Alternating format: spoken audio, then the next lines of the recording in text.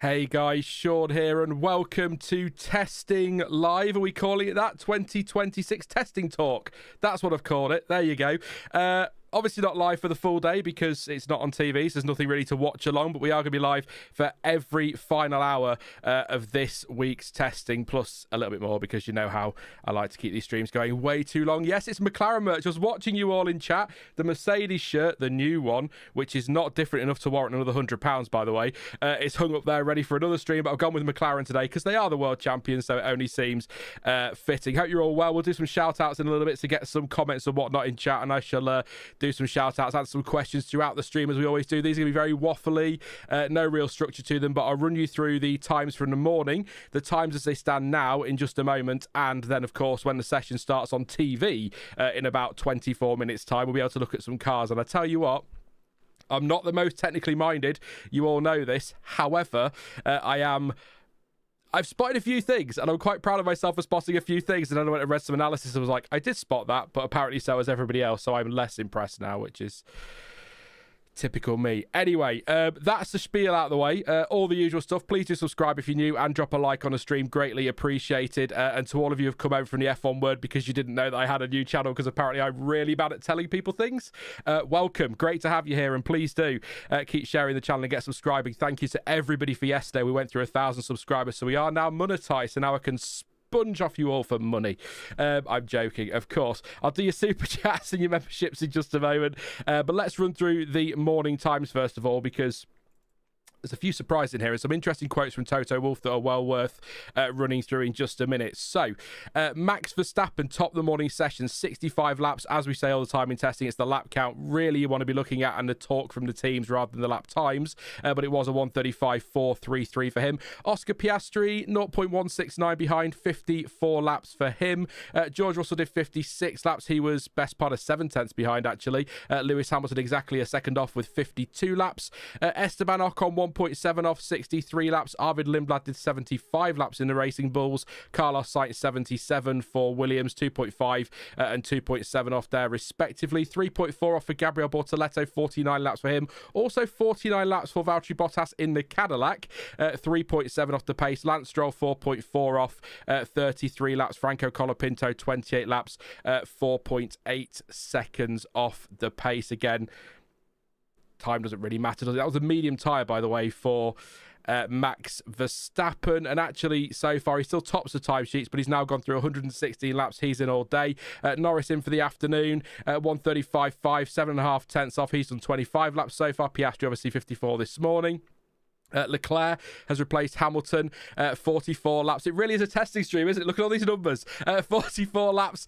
Charles Leclerc, 35.9, replaced Hamilton. Russell, he was in this morning, 56 laps. Hamilton, 52 laps. Ocon, 86. Albon, 41, by the way, 1:37.4. We did Lindblad, didn't we? He did 75 laps, 37.9. Hülkenberg, 1:38.1, 34 laps. He's in this afternoon. Sainz did this morning. Bortoleto this morning. Bottas this morning. Gasly, 1:39.2, in for Colapinto, 25 laps. 38 laps for Checo Perez. He's back, and his crash helmet, by the way, big fan of that one. Lance Stroll 16th, Colapinto 17th. Went through those. Kimi Antonelli yet set a time. He's in for George Russell. 1 lap on the board so far. And in terms of the major talking points from the morning, should we say highlights and the day so far?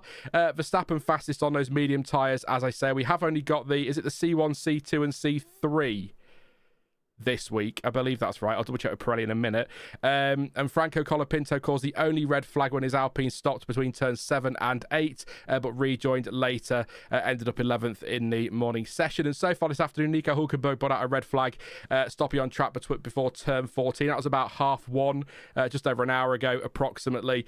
That issue was fixed pretty quickly and he was straight back out on track. So yes, no major issues there. Other talking points, we're going to look at the Alpine rear wing, we're going to look at the Audi side pods, and we're going to look at Toto Wolff's claims that Red Bull is a full second quicker on the straights. More on that in a bit. Let's do some shout outs, shall we? I usually start with that, but I thought most people are going to drop in and want to see what the times are.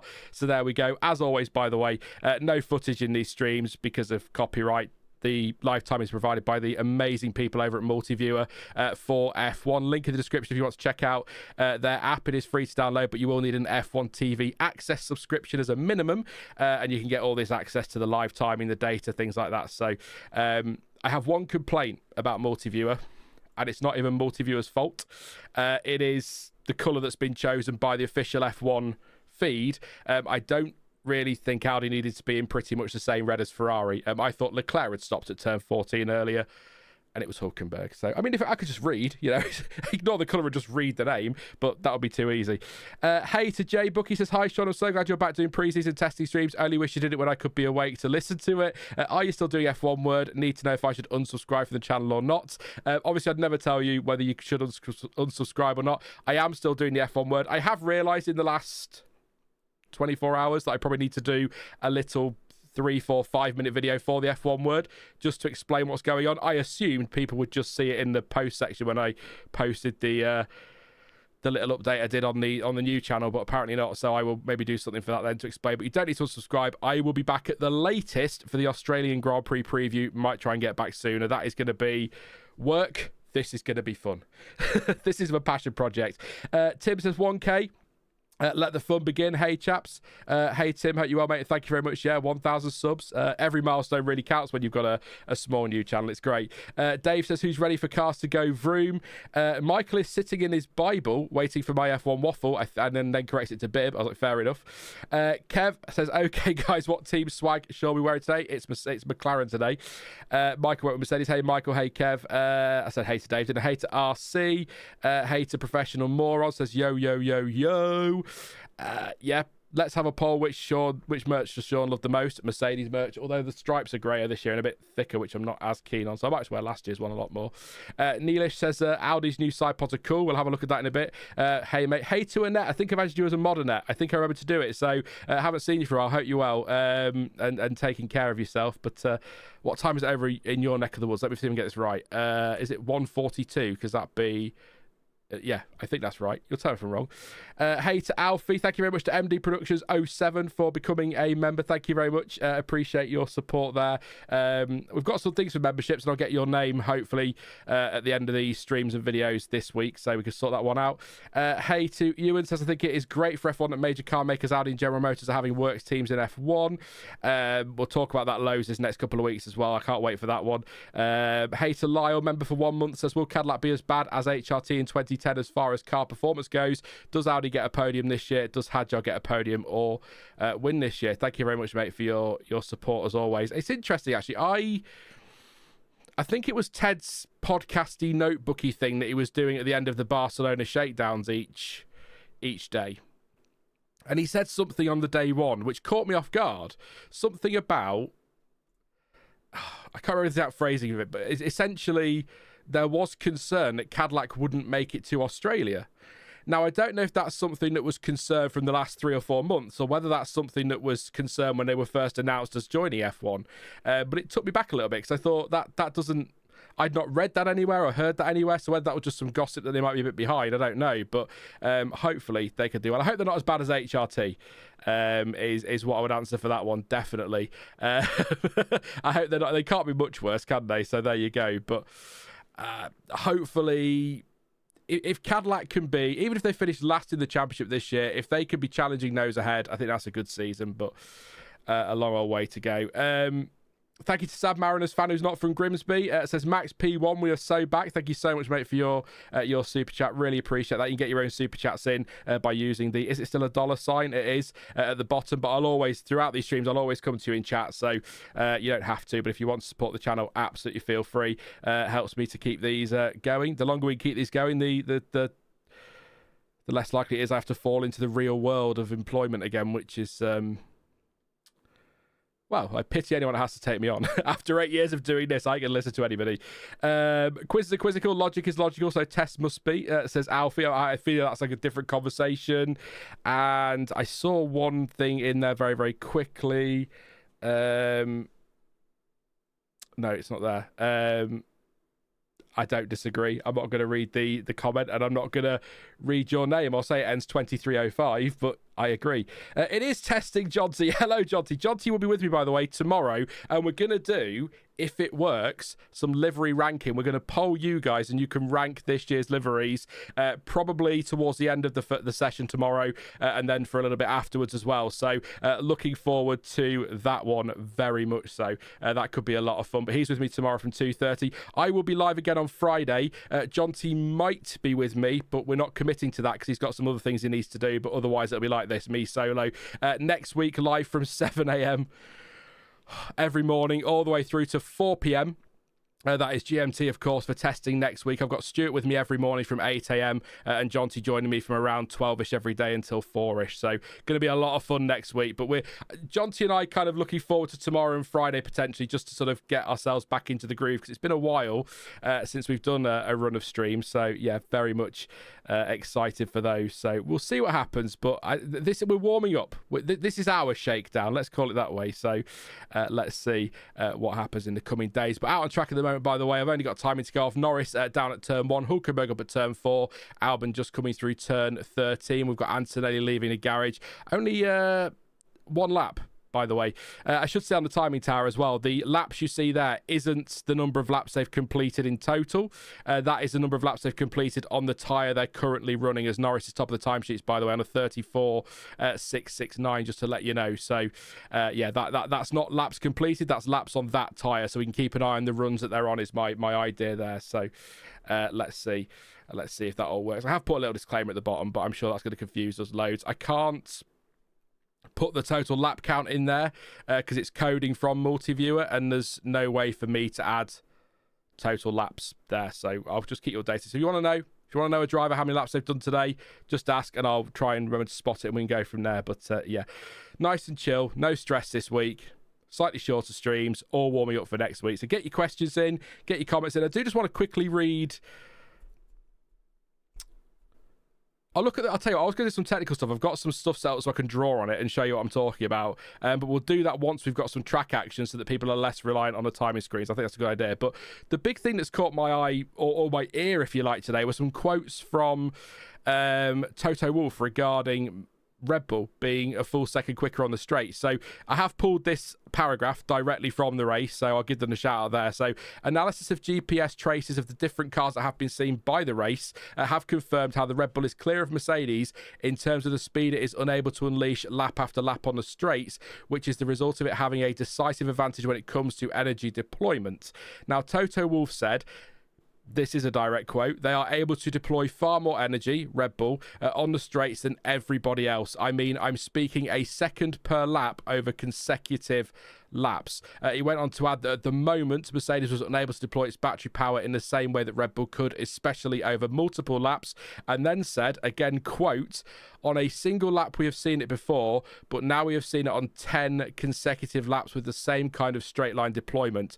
I would say that as per today, and bearing in mind it is the first day of proper testing, on the official day of testing, which is always with the caveat of that, they've set the benchmark. Now, Red Bull had already impressed people with their reliability in the shakedown. Nobody thought that Red Bull powertrains, Ford Red Bull powertrains, whatever they're calling it, was going to be reliable. We thought it was going to break down on power, but it seems to be reliable. It's impressed people, and it seems quick in a straight line and possibly elsewhere too. So I would say, and Toto Wolff said it there, and we always say it, the caveat, first day of testing, you have to remember, if you're new to F1, many of you aren't, so you'll know what I mean. The politics at this stage are insane. So he might be saying that, but we don't know what Mercedes are doing with their power unit, with their modes, with their programs and things like that. So it could all just be, oh, look at Red Bull, they're super quick, you don't need to look at our engine compression ratios, blah, blah, blah. So I think it is a bit of politics. I'd be very surprised if Red Bull rock up to Australia a second quicker than everybody else down the straights every lap.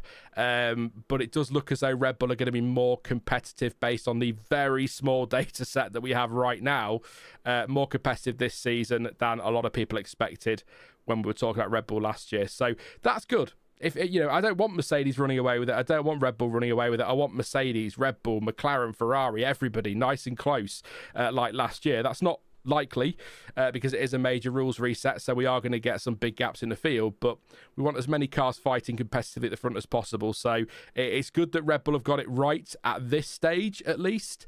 But I would take Toto Wolff's comments with a little pinch of salt. Some of it will be true, some of it will be exaggerated, some of it will be, look over there, because he doesn't want people looking at their car. So, yeah. But a big bit of a surprise, big surprise after the shakedown that they were as reliable as they are. So I think that's got to be a good thing for Red Bull. And if you're reliable and you can get a car that's somewhat competitive, you might be in good shape. But I think the whole shakedown thing for Barcelona was hilarious to me, by the way. Just as a Sean's first proper moan of 2026, why not?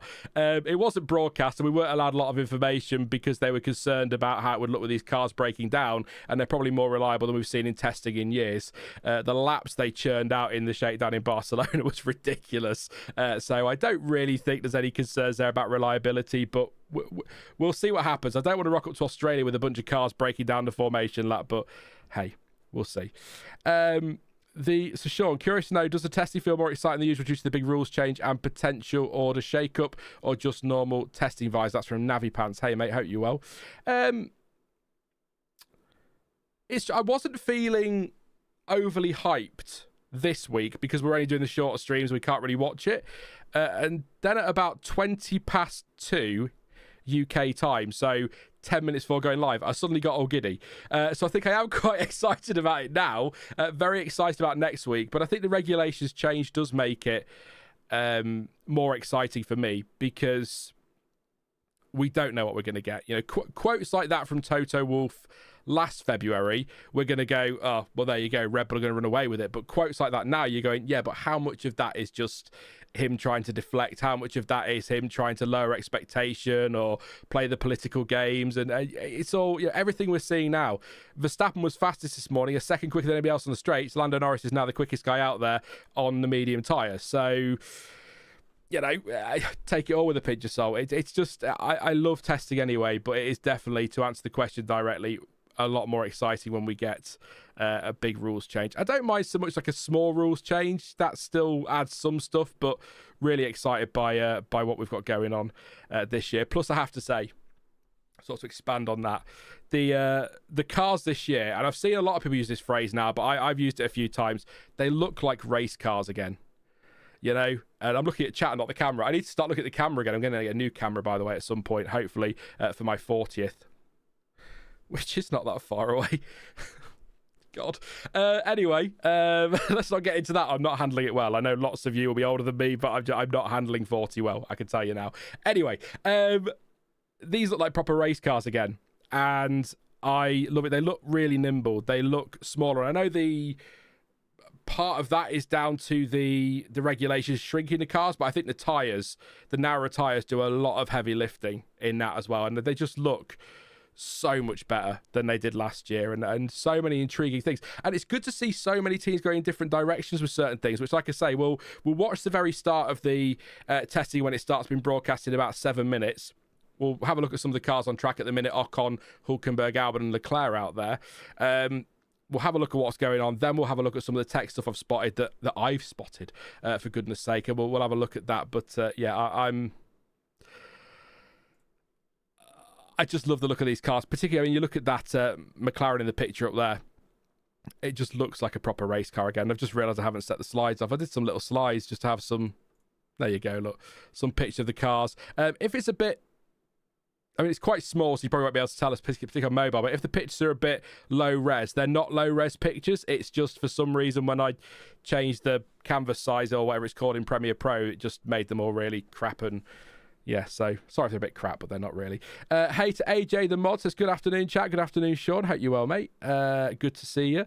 23 likes. Yeah, we need some. Get your likes in nice and early. Then I can. Same with everything we're testing. I say it every year. Get your likes in early. If we can get to 100, great. If we don't, I've got to adjust my expectations on this channel. But if we get to 100, great. If not, no worries. But the sooner we get there, the sooner I shut up about it. So there you go. But apparently 40 is no big deal. It's good, says Kevin. Look, I wasn't great at 30, but by about 2 or 3 months after my 30th birthday, I was like, ages away from 40. Yeah, I'm fine. I'll do the same in March when I turn 40. Ages away from 50, and then start panicking when I get to 57, and that'll be that. But yeah, Kevin's hit the like button 99 times. Thanks, Kevin. That's great. Are you excited for the constructors this year, Kev? Just asking. That's something I'm going to keep badgering you about forever. The end plates ending near the inboard of the tyre instead of outboard really helps with the aesthetics, says Neelish. I agree.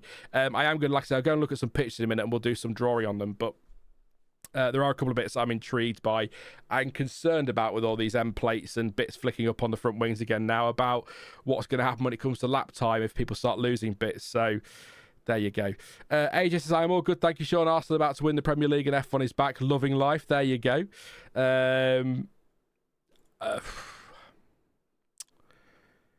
It's a bit like picking between being hit by a bus, a car, or a train. But out of Arsenal, City, and I know Liverpool aren't in it, but Liverpool, I'd probably rather Arsenal win the league this year, but it's not a great place to be. RC, I think you're about 26, aren't you now? You must be. All the little winglets and flat bits are great. It means punctures, says Jonty. There you go. A bit of variation, some more drama. Hopefully not too many punctures. They're showing the Christmas special on Sky F1 for some reason. Has anyone got an email for Sky? Let them know it is February. There you go. Morris says Sean is also not cutting his hair until Man United won 5 in a row. Yeah, I know. This is like 2 years worth of hair. It's ridiculous. I'm excited that I have to talk to my family and friends. Talk about my family. They do seem like nice people, though. I look forward to talking to them next year, too, says Annette. Yeah. What's the expression? You can't choose your family. I love my family to pieces. I really do. They mean the world to me, but I live about 30 miles away from them, and that's just it's just about right. If you're listening, family, love you really. There you go. 28 this year, I'm getting on a bit, says CPB. Yeah, I'm going to stop the age stuff because I know some people out there get really annoyed. Like, oh, you're a spring chicken. It's like, yeah, tell my back. I make noises when I stand up now. Overtaking seems more like this season, especially with the smaller cars, says Brian. Yeah, I think that's the general hope, isn't it? Or the general consensus is that they should be easier to follow and therefore we might get a bit more overtaking. It's been really funny, actually. I've been watching the FIA race control feed, and obviously we get your green lights and all of that, your session one resumes, but seeing overtake enabled rather than DRS is a little bit weird. And I've noticed on all the track maps there's no... Has Antonelli stopped at turn 1? He's on the driver track and stops at turn 1, but there's no yellow flag, so no red flag either, so just keep an eye on that one. Hopefully all is okay. Might be crawling, might be nothing. He might just be a glitch in the matrix. We'll keep an eye on that. But what I was saying, yeah, I've noticed on all the track maps there's no DRS zone or a replacement, so I keep going over the overtake mode and the straight mode and the corner mode and the whatever mode. And there isn't going to be a DRS zone as such, is it? Overtake mode is going to be down all the straights, unless I'm incorrect. If you know the answer to that, please do. If you could put that nice and concise for me so it registers in there somewhere with all the dodgy song lyrics I still know, that would be really appreciated. But I keep reading up on it, and I should know by now. I mean, it is February the 11th, and the season is about a month away, so I should know the answers to all of these by now, but I'm still getting my head around it. I think it's one of those things that will finally click for me, and it's not that complicated, I know, but it'll finally click for me once we see it in action in a race. So, yeah. I heard it would be easier to follow in 2019 and nothing really changed. I heard the same in 2022 and nothing really changed. I'll believe it when I see it, what it says Sad Mariners fan. 2019, agree. 2022, I think the new regulation, a lot of people talk about the 2022 regs and say they failed, but actually initially they didn't. I think the cars were easier to follow. It wasn't easy, of course it wasn't easy, but it was easier to follow, and we did get better racing. I mean, I look back at Saudi Arabia, Leclerc and Verstappen. That was fantastic to watch. We saw a few others as well like that, didn't we, that season, battling away. So it was easier, but then as they've refined the regulations, they found the loopholes, they've stuck the aero on, they've generated dirty air again. it all fell apart. So the problem isn't necessarily the rules of 2022. It's how the teams then found their loopholes and all of that business. So I'm going to put the sound on my TV on the headphones properly now so I can listen to the car noise for the first time really in 2026, because Sky are going live. So if you are watching F1 TV and Sky, you should be getting your coverage now coming up to 3 o'clock in the UK, so the final hour. For anyone who wants to know, I don't know the answer to the question, why are we only getting the final hour this week? I have no idea. I can't find any genuine or any official explanation as to why. My assumption is they're just thinking of money and don't want to be broadcasting it, but then all the cameras are there anyway, so I don't really know. But they are doing the full days next week, so we can be live all day then, so not quite sure why they're doing this, but there you go. We are watching cars on track. We're looking at a big pre-season testing graphic at the minute rather than the cars on track, but there you go. F1 TV is late. It says Chef Sky's just kicked into F1 TV. We're using the same feed, so they should be there any second, mate. And good afternoon. Hey, Red Raven, hope you well, mate. He says I won't be able to chat much today, but it's good to see pre-season testing back. Also, congratulations on getting the 1,000 done. Thank you very much, mate. You did say we'd be there by pre-season testing, and we did it yesterday, so there you go. Thank you very much for your support as always, mate. So there we go. We are in the final hour, and I'm synced up perfectly to the TV on the stream. Look at that. Wow. With the clock. Red Raven also says there was an article about a week back. I don't remember what exactly was written in it though. I guess that was about the following and the overtake modes. But yeah, anybody, I've got to say, the Cadillac livery, looking at it now on track, Sergio Perez coming round turn 13 and on his way down there. When that launched, I sort of looked at it and went, it's all right. The more I see of it, the more I really appreciate it. It's sort of it's a whitey silver. It's not silver, it's not white, it's sort of somewhere in between there. It's like a grey, but sort of the half and half, if you like. Really looks quite smart out on track, so I do like it. It's a little bit BAR in some ways, but just less horrific, although I do have a soft spot for that livery, I'm not going to lie. So yeah, intriguing livery, but definitely one that's growing on me. The Audi one, by the way, which I really hated, still not a fan, but it does look better on track in the flesh than it did in the renders and the launch that they showed us. You know, the launch where everyone was walking upstairs for 20 minutes for some reason. Watching testing day one, Gabriel Bortoletto they're doing some highlights. Wow. I'm going to make a comment in a minute. So we're watching some locking up at the really awkward and pain in the backside turn 10, which I love. Lots of lockups actually from Bortoletto and Hulkenberg so far today, judging by the replays there. And that's Hulkenberg pulling over at turn 14, or on the approach to turn 14, bringing out the red flag. And a spin there for Lewis Hamilton. That was this morning. Round he went. No, that Ferrari livery doesn't look any better on board, does it? It is very Niki Lauda Ferrari-esque, isn't it? But in fact, I've got a few of them up on the shelf there, which I'll show you at some point. But yeah, just watching the cars making some mistakes. They lock up at turn 1 for Leclerc, and then we had Bottas. Sorry, keep forgetting Bottas is back. He locked up at turn 9 as well. We had Colapinto stopping this morning, which I told you about earlier. Just running through the highlights. So my comment is, they've recorded all this for highlights. They'll inevitably put the morning highlights on YouTube. Why not just broadcast it live? I don't know. There'll be a really great reason. Maybe that's what Red Raven was talking about. There'll be a really great reason, I'm sure. But interesting decision. They're also confirming tyres as well. The fastest times of the day, by the way. Norris on the C2, Verstappen C3, Leclerc C3, Piastri, Russell, Ocon, Hamilton, Albon, Lindblad, Hulkenberg, Sainz, all on the C3 tyre. That graphic has now disappeared. So if it comes back, I'll let you know what's going on. But the tyres available this week are the C1, C2, C3. I believe next week it's the 3, 4, and 5. They're not doing all, or are they doing all 6 compounds next week? I'll tell you next week. We can worry about that then. But it is just the 3 compounds this week. Tyre talk. I should have done a whole segue. Or is that an F1 word thing? Is that an F1 word thing, tyre talk?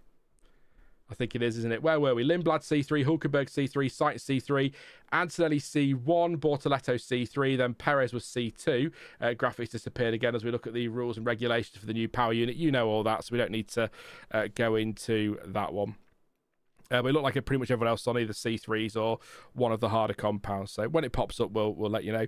It reminds me of the West McLaren car does the Cadillac, says Etapal. Completely agree. The the Mercedes last year had a little vibe of that, didn't it? In the way they sort of had the black and the silver together, but that Cadillac does definitely carry those vibes, and I do. I'm a big fan of that livery. Those cars, by the way, those Adrian Newey McLarens in the late 90s were, particularly 98. What a gorgeous car that was. Beautiful car. So well designed, super quick, and it looked great as well in that livery. So it's I guess the money as well for F1 teams, but it's the one thing that, you miss with the tobacco sponsorship is how colourful the cars used to be. But I get it. The world changes, doesn't it? It moves on. So, but they did always look better. It's why I get a little bit annoyed with the McLaren, that they could so easily do a Marlboro McLaren style livery, but with papaya and white rather than that black bit in the middle. I think you could do that as white and it would look fantastic. Yeah, but no, CFB completely agree. Mika did deserve 98, absolutely. I will never know, and it's total speculation, I guess. Several years, just a few years after the fact. Just a few years. But I think Michael Schumacher would have won 99. If Eddie Irvine can get that close and McLaren seemed determined to throw it away, I think Schumacher would have won 99 had he not broke his leg. But I think, 98, Mika all the way. What was it he said after Suzuka? No, he won at Jerez in 97, didn't he? What was it he said? It's just the one victory, nothing else. Then went and became a double world champion. I mean, come on. That's the way to put a line out like that. And then, yeah. There's the Audi out on track again. Looks better in the flesh. I don't like the solid cutoff. Even if that was a gradient, it would look better. But it's, as a lot of people pointed out to me on the livery reactions, which are why I didn't do any more, nobody really cares about the liveries because if the car's fast, it'll look good anyway, so who cares? It's kind of true, really, isn't it? If that BAR in 99 had been a world championship winning car, we'd all have loved that livery, right? Maybe. Red Raven says, GP fans understands the reason for this is that F1 are testing out new systems for their broadcast coverage and want to get the team up to speed before the second pre-season test and the start of the 2026 season. That was February 8th, 2026, and that's what I was talking about. There you go, Red Raven. Thank you, mate. I appreciate that.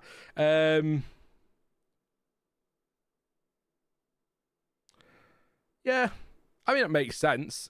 I mean, much like me rushing to get this stream ready yesterday, they've had all winter to run replays of Grand Prix to test things, but I suppose nothing beats being on site with all the equipment, so I'll let them off. I don't mind so much. I think 6 days of 8-hour testing streams would have been a lot, to be honest. I think a bit more. By the time we got to the fourth one, the second test, we'd have been like, right, what haven't we answered? We've answered everything, so let's let's just say nothing. Best way to do it. Hey, Kaori, hope you're well. Hope you've been keeping well. Hey to is it Bresvies 12? If I've butchered that, I'm sorry, but you know who you are, so welcome. Hope you're having a good one. Have anybody else popped up that haven't given a shout? Says hi to Atipower and read the questions. So yeah, very excited for this. I'm good. If I go quiet, I need a bell that you can all ring or something. When I go quiet because I'm staring at a Ferrari on track or something, you're like, Sean, you're supposed to be entertaining us. Talk to us, you fool. Yeah. You know what I'm like. I could get into F1. So we've got cars on track. 52 minutes to go. Give it a couple of minutes. I just want to have a look at some of these pictures that I've got saved that I can now draw on because I downloaded a plugin today, so I'm quite excited. Hey, Jonathan. Hope you well, mate. He says that Williams looking like missing the Barcelona shakedown test hasn't overly hampered them. Yeah, as I said to Stuart, we were chatting in WhatsApp about it. I did say to him, if you're going to miss any test, it's better to miss the shakedown, isn't it, than it is the main two. So glad they're here. I hope, like Aston Martin, it's because they were pushing the envelope a little bit and whatnot, but we'll see.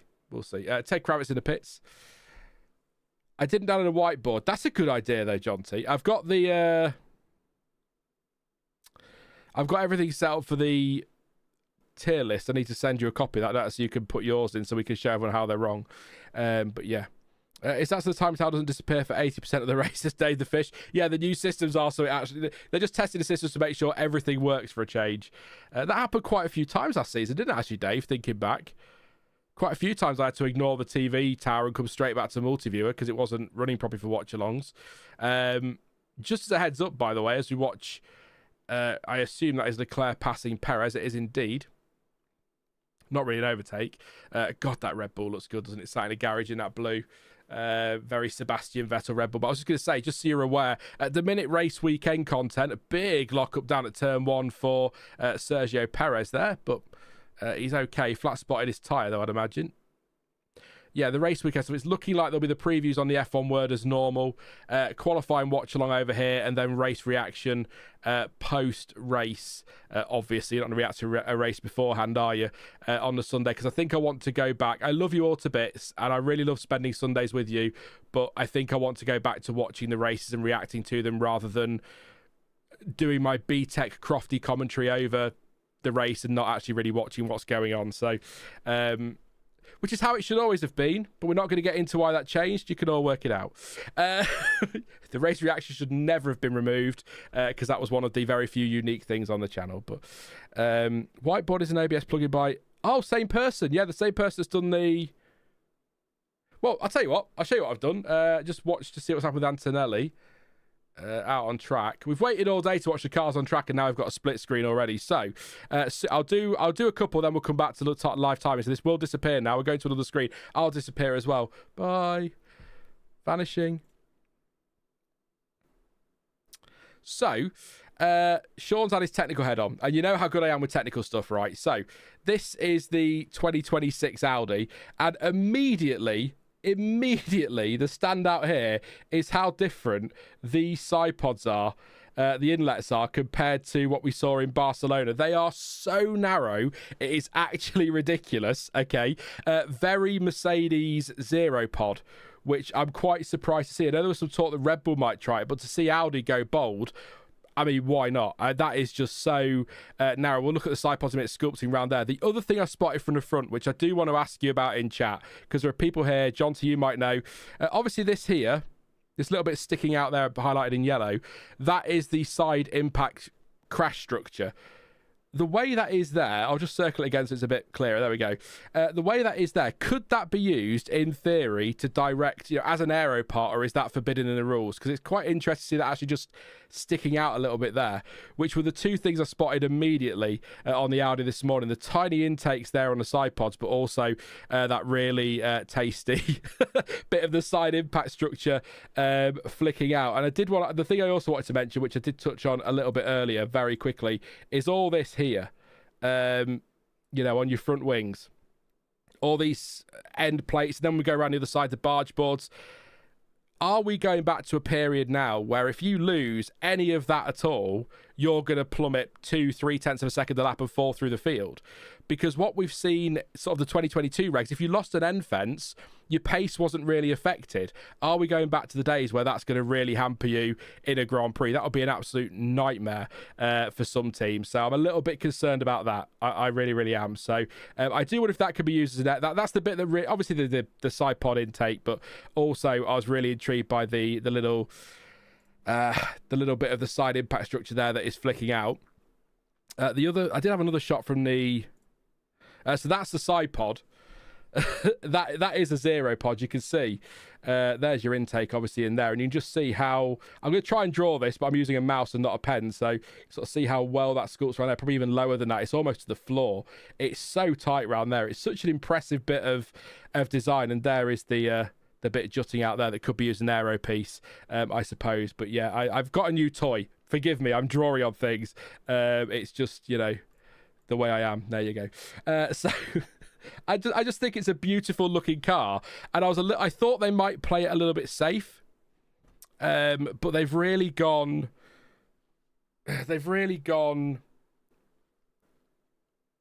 not wild, because we've seen this before, but they've taken some risks. I'm quite happy to see that as well. And this here as well, just I'll put a little box around it.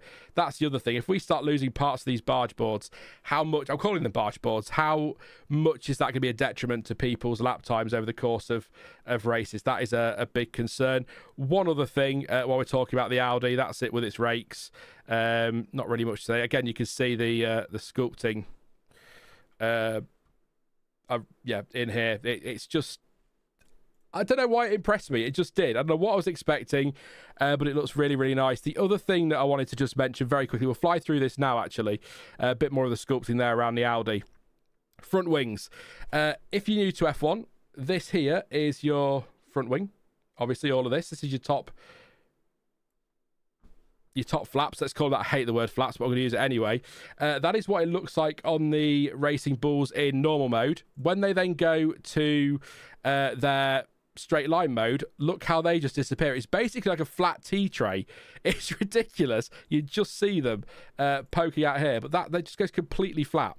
It really took me by surprise when I saw the Ferrari out there in its shakedown in Maranello, just how flat that is. I don't know what I was expecting, but it wasn't that. So that's just a couple of the bits that really caught my eye earlier. I will go back in a bit and we'll have a look at the rear wings, because I wanted to have a look at those as well. But I'm also aware that people are here for live timing, so I don't want to be on that screen for half an hour drawing on things when we've got track action and timing to look at. So we'll look at the rear wings in a bit. But that, just a couple of things on the Audi really surprised me. I don't know why I thought they'd go safe, because I feel like the Cadillac, there's some nice bits on it, but it feels like a safer car. But if you're building a car from scratch, then I suppose as a whole new team, you would play it a little bit safe. Whereas Audi is a new manufacturer, but it's an existing team, isn't it? With it being the Sauber team, now Audi. So I suppose they could afford to take those risks. So some really great stuff. We're talking, the airbox on the Racing Bulls is ridiculous. So I just want to go back. It is a side impact structure. It is, but I'm just wondering if that could be used as an aero part. It's a bit bulky, isn't it? I think is probably the only thing I would say. It's a bit bulky as potentially an aero part, but you know what these teams are like. They're clever, so they might try something. So, yeah, that was it. I just wanted to show you I could draw and write high as the Red Bull hits the track with 44 minutes to go. Norris still fastest on a 34.6.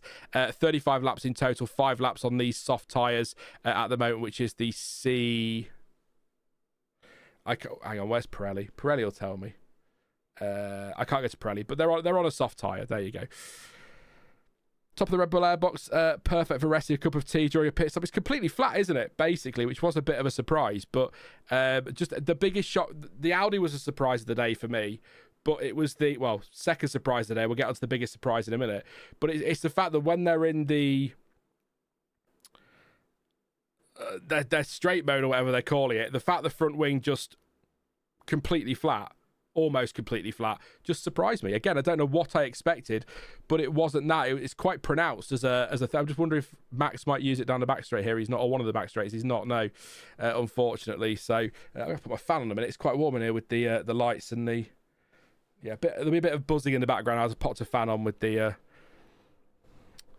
which sounds crazy, by the way. It is 11 degrees today, and huge shout out, by the way, to the UK apparently breaking a record I didn't know was a record. It's rained every day in this country since the start of 2026, so well done clouds and stuff. Well done weather.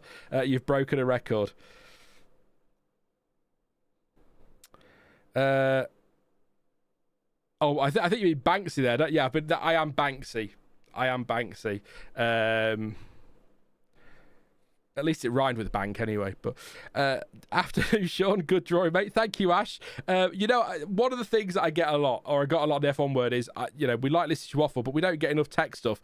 I'm not a tech guy, so I thought for these streams, I'd have a look at cars, see if I can spot things. We'll get a way to draw on them. I'll doodle on them, and you'll go, that was there last year, or that's not that impressive, or you're talking nonsense. And it'd be a lot of fun. So there you go. I thought I'd just try and do something different rather than just sitting here scratching my nose every 3 minutes and talking nonsense, although there'll still be plenty of that, I'm sure. Prof says, so Mercedes is not that good, ? I wouldn't sleep on Mercedes. Obviously, the times at this stage of testing, they mean something, because there's nothing in Formula One that means absolutely nothing, but I wouldn't read too much into that. Lots of laps, very reliable, looked quick in the shakedown. They still look quick here. I'd be very surprised if Mercedes are 5th fastest come Australia. I still think they are the team to beat, but I'm really intrigued by those comments by Toto Wolff about Red Bull being a lap faster on the straights, and that's every lap. So if that is the case, Max could have that number 1 on the car in 2027. Was that a little bit early? I'm in McLaren gear. That's terrible that I'm saying that about Red Bull. We just missed that, actually. Gasly's front wing closed, let's say, flick back up. So I want to see their rear wing, because that's the other thing that's really surprised me. If you haven't seen it, we'll go over to the doodle screen in a bit. I'm going to call it the doodle screen. That's what we're going to call it. There you go. We'll watch 10, 15 minutes of this, and then we'll go have a look at rear wings, because it's really, really surprising. The Alpine wing surprising. The Audi wing as well seems quite surprising. So it's going to be great. So Sean won't have Craig Scarborough quality jewelry. So exactly. There is the rear wing. If you watch it on TV, that was the rear wing there. It's really interesting. Do you know what we're talking about? We'll go back very quickly. Sorry, we'll go back and do this now, because I want to talk about this. So this is the Red Bull rear wing. Okay, and you look at that. That is pretty much, I would say, what you'd expect standard DRS to look like. Maybe a little bit wider, but it is that's DRS, isn't it? You know, that's what we've come to know as DRS. That's what I expected to see. That's active. Okay. Here's Alpine with what we'll call DRS, but it's not DRS, or it is, but it's not called that anymore.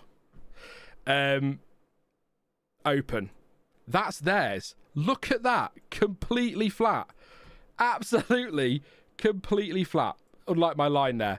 But that is what the Alpine looks like. And basically, what is happening, and I've done some reading on this, because I was determined to work out what on earth they are doing with this one. So I'll come back to my main screen so you can see the camera and my hand gestures.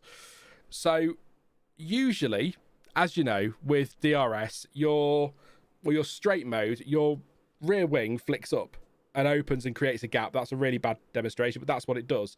With the Alpine, what it's doing instead is it's dropping down and flattening the wing like a tray, like its front wing. And it does look broken.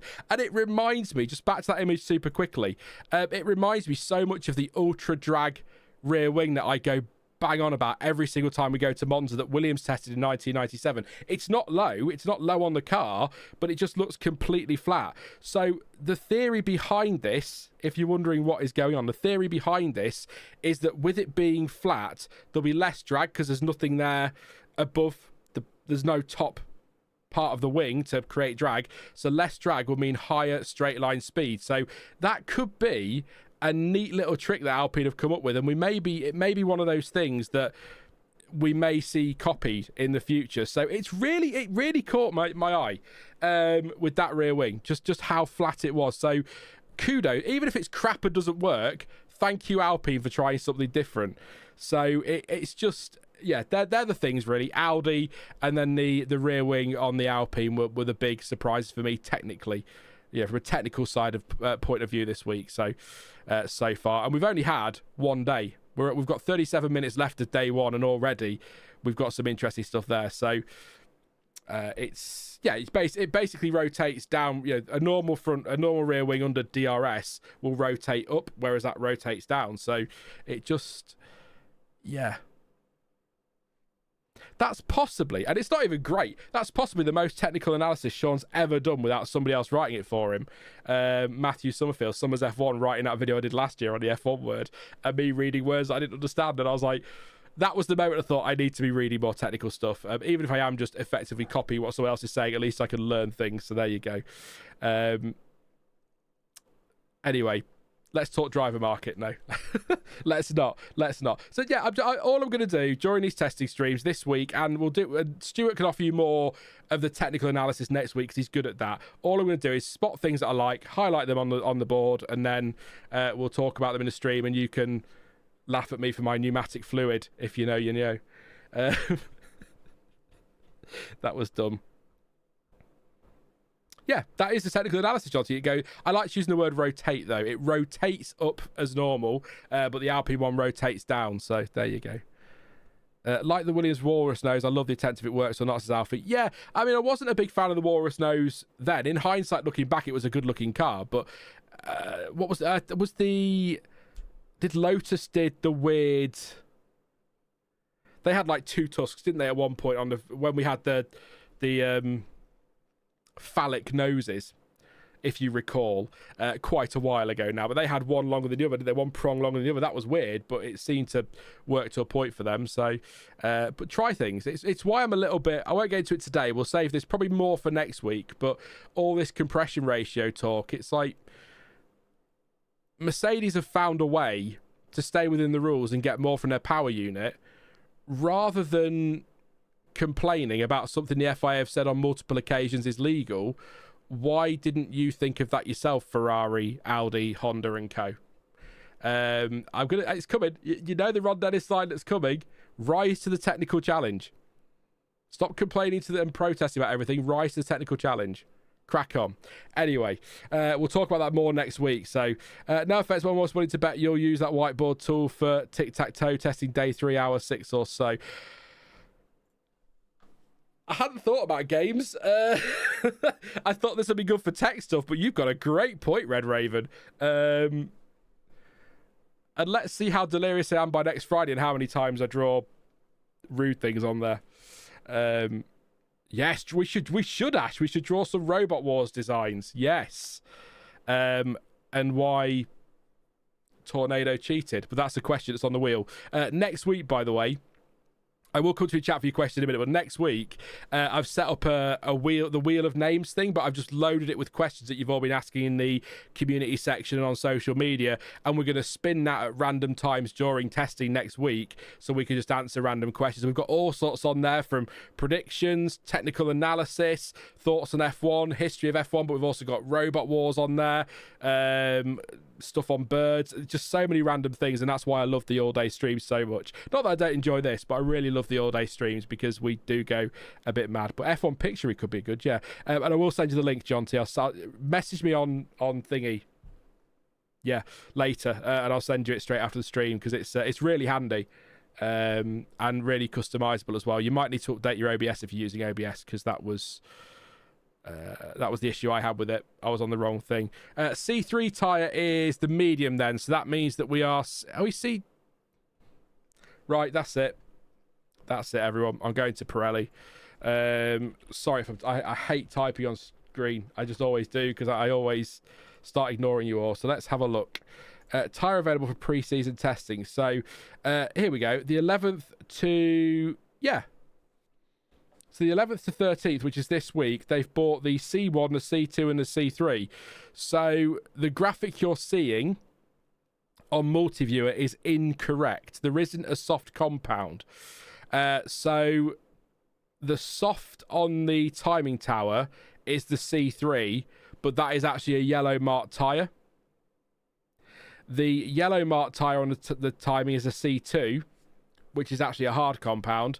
And then the C1... with the new Pirelli markings on, which are very cool, by the way, is in white. So hard C1, medium C2, soft C3. Practicing that for the first preview, and then I believe after that it's either all compounds are coming or they're bringing the softest, but they haven't actually confirmed that officially. So I probably shouldn't be saying that really, but yeah, I'll just double check to see what they say in a press release.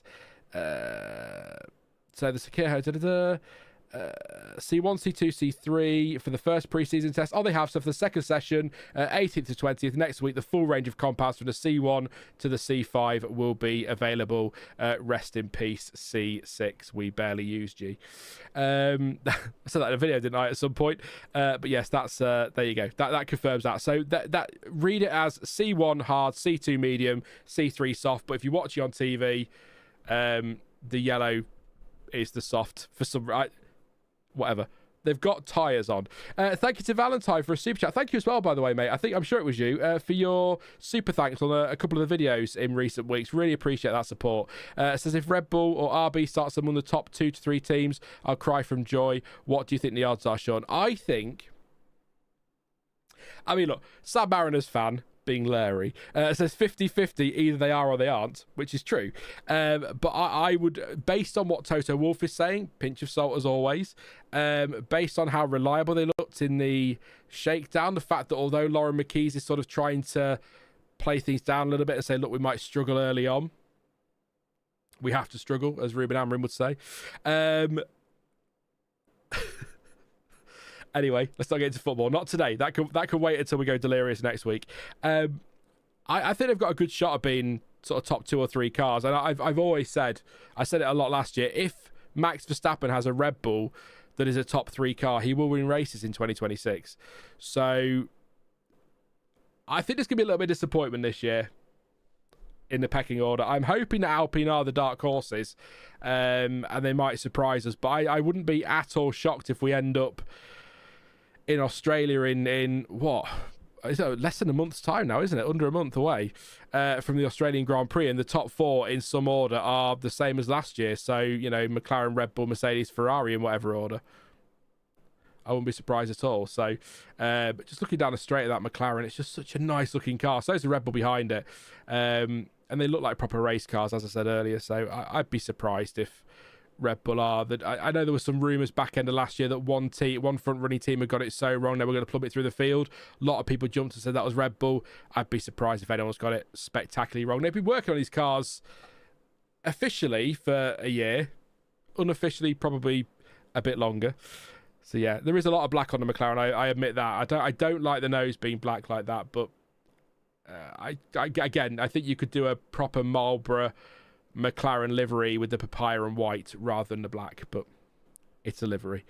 Usual Honda thing, several years of poor performance and then nail it, says Ash. Yeah.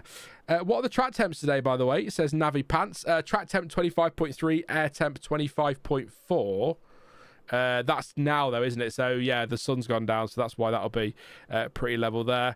Hope we won't have teams that drop off a cliff once the temp window is 0.5 degrees higher than planned. Yeah, that'll be a bit of a nightmare. We don't want to see that. So yes. Yeah. Under 30 minutes to go. I'll run through this order very quickly then. Lando Norris fastest at the moment, 34.669. He's done 7 laps on this current set of C2 tyres, and there's done 38 laps overall. Max Verstappen, he's been in all day, 127 laps for him, 134.8, a tenth and a half off Norris. Charles Leclerc, half a second further back, he was in for the afternoon, 62 laps for him so far, his fastest time on the C3. Ocon's fastest time was also on the C3. 135.578. He's been on a day, 105 laps for Ocon. So again, he did loads in the shakedown, didn't he, with Haas? So that's great to see Haas looking reliable. Piastri out this morning. Gave the car over to Norris for the afternoon, 54 laps, 135.6. Russell 36.1, 56 laps this morning. Antonelli's in the car this afternoon. His fastest time was on the C3, as was Piastri. In fact, pretty much everybody was, but we'll get down the order and see where we end up. Hamilton 36.4, Hülkenberg 36.8. Hamilton for Ferrari, of course, and Hülkenberg for Audi. Going to keep saying that. 52 for Hamilton and 57 for Hülkenberg this morning, both on the C3. C3 as well for Gasly, 38 laps so far for him, 137.0. He's been doing the afternoon. Albon on the C3, 2.7 seconds off the pace, 137.4, and has done 63 laps. Antonelli just 16 laps this afternoon for some reason, 137.6, and that was on the C1 actually for him. Lindblad 12th, he's in all day, 75 laps, 137.9. Sainz 38.2. 77 laps, and Bortoletto 49 laps on a 38.8. Lindblad on the C3, as was Sainz and Bortoletto. Perez on the C2 is 15th on a 38.9. 50 laps for him. He's been this afternoon, 51 laps now. 49 for Bottas this morning, 139.150. C1 for his fastest time there. Bottas. C2 for Stroll in 17th, 39.8. He's been in all day, 36 laps, but I know they've been having some problems with or they picked up some problems with their power unit potentially. I'll go and double check their tweet actually, or their post actually, in just a second and read that to you. And Colapinto 140.3, 28 laps this morning. His fastest time was on the C2 tyre, but he stopped on track at one point and brought out a red flag. Not running today, Hadjar, Alonso, Lawson and Bearman. So let's quickly, I have got the cesspit opened. Let's see, where did I save that to? I had it somewhere. It was, I bet I can't find it now, can I? That's so typical. Aston Martin, here we go. Our power unit test plan with Lance went as planned this morning. However, we detected a data anomaly this afternoon. We are proceeding with cautionary checks on the power unit to understand the root cause before we can resume testing. That was an hour ago. So Stroll only 36 laps. So some reliability concerns there for Aston Martin. There you go. Your little update. Hey, Stuart. How you doing, mate? Hope you're all right. It says actual drawings do tell. Yeah, I did doodles. I say drawings. I was drawing on cars. I'll tell you what, Stuart, you're here. I'm going to show you now, right? So, I had some pictures, right? You'll love this. I didn't know you could do this, but I can draw on things. Hi, CB, as in chamber. You see, it's really cool. I really like that. So I'm going to pick out technical stuff. I'm going to have a look at stuff, and I'm going to highlight it and doodle on the doodle board when I see things that impress me on these cars. So there you go. Easier than me trying to point at something on a screen that other people can't see. So there you go. Sean, tell us what's happened in the last 8 hours. Stuart's going to try to do that next week with me. That's going to be fun. Trying to work that one out. Sean, draw on that bit. Which bit? The left phalange. What's the phalange? Yeah, the last 8 hours. I could wrap it up for you really easy. It's simple. Verstappen fastest this morning on the medium tyres. Franco Colapinto calls the only red flag. Stops at turn 7 or between 7 and 8. Able to rejoin later. Ended up 11th. Hulkenberg stopped on track before turn 14 in the afternoon about 1:30. He brought out a red flag. That was fixed really quickly and returned to track. Alpine have a bonkers rear wing. Audi side pods and rear wing also pretty impressive, especially the side pods. Massive lockup for Gasly, by the way, at turn 9. And Mercedes reckon that Red Bull are a second quicker on the straights than everybody else on consecutive laps. So remote connection, I could try that. Yeah, there you go. That's the yeah, sharing screen could work, definitely. But it could be a lot of fun. We could have a lot of fun with that. But no rude drawings, either of you. That's a warning. Okay. First thing I did when I got it working was draw something. It looked like a 2014 nose. Gasly, yeah, wide at turn 9 just to lock up. It was that inside front, I think it was, as you would expect in turn 9. Really awkward. It's an awkward corner. We often see lots of mistakes there, but I love the challenge of turn 9 in Bahrain. So there you go. Yeah, they're kind of zero pods, aren't they, on the Audi, but not quite. Some really interesting bits on that. I was just saying, if in case you missed it, Stuart, that actually it's I'm quite surprised how bold Audi have gone this year, and I'm really quite pleased to see that. So yeah, Hulkenberg with the accent, I'm impressed, Sean. Did I do Hulkenberg with an accent? At least it wasn't Hulkenberg like I'm in North. Yeah, you know, I try to do accents where I can. But I refuse to call Bruno Fernandes Bruno Fernandes. I won't be doing that. Which driver do you think will have a better season than last season? Hopefully Hamilton and Leclerc, although I think Leclerc was a bit of an underrated 2025, to be honest. I think he did really well last year, all things considered. I'll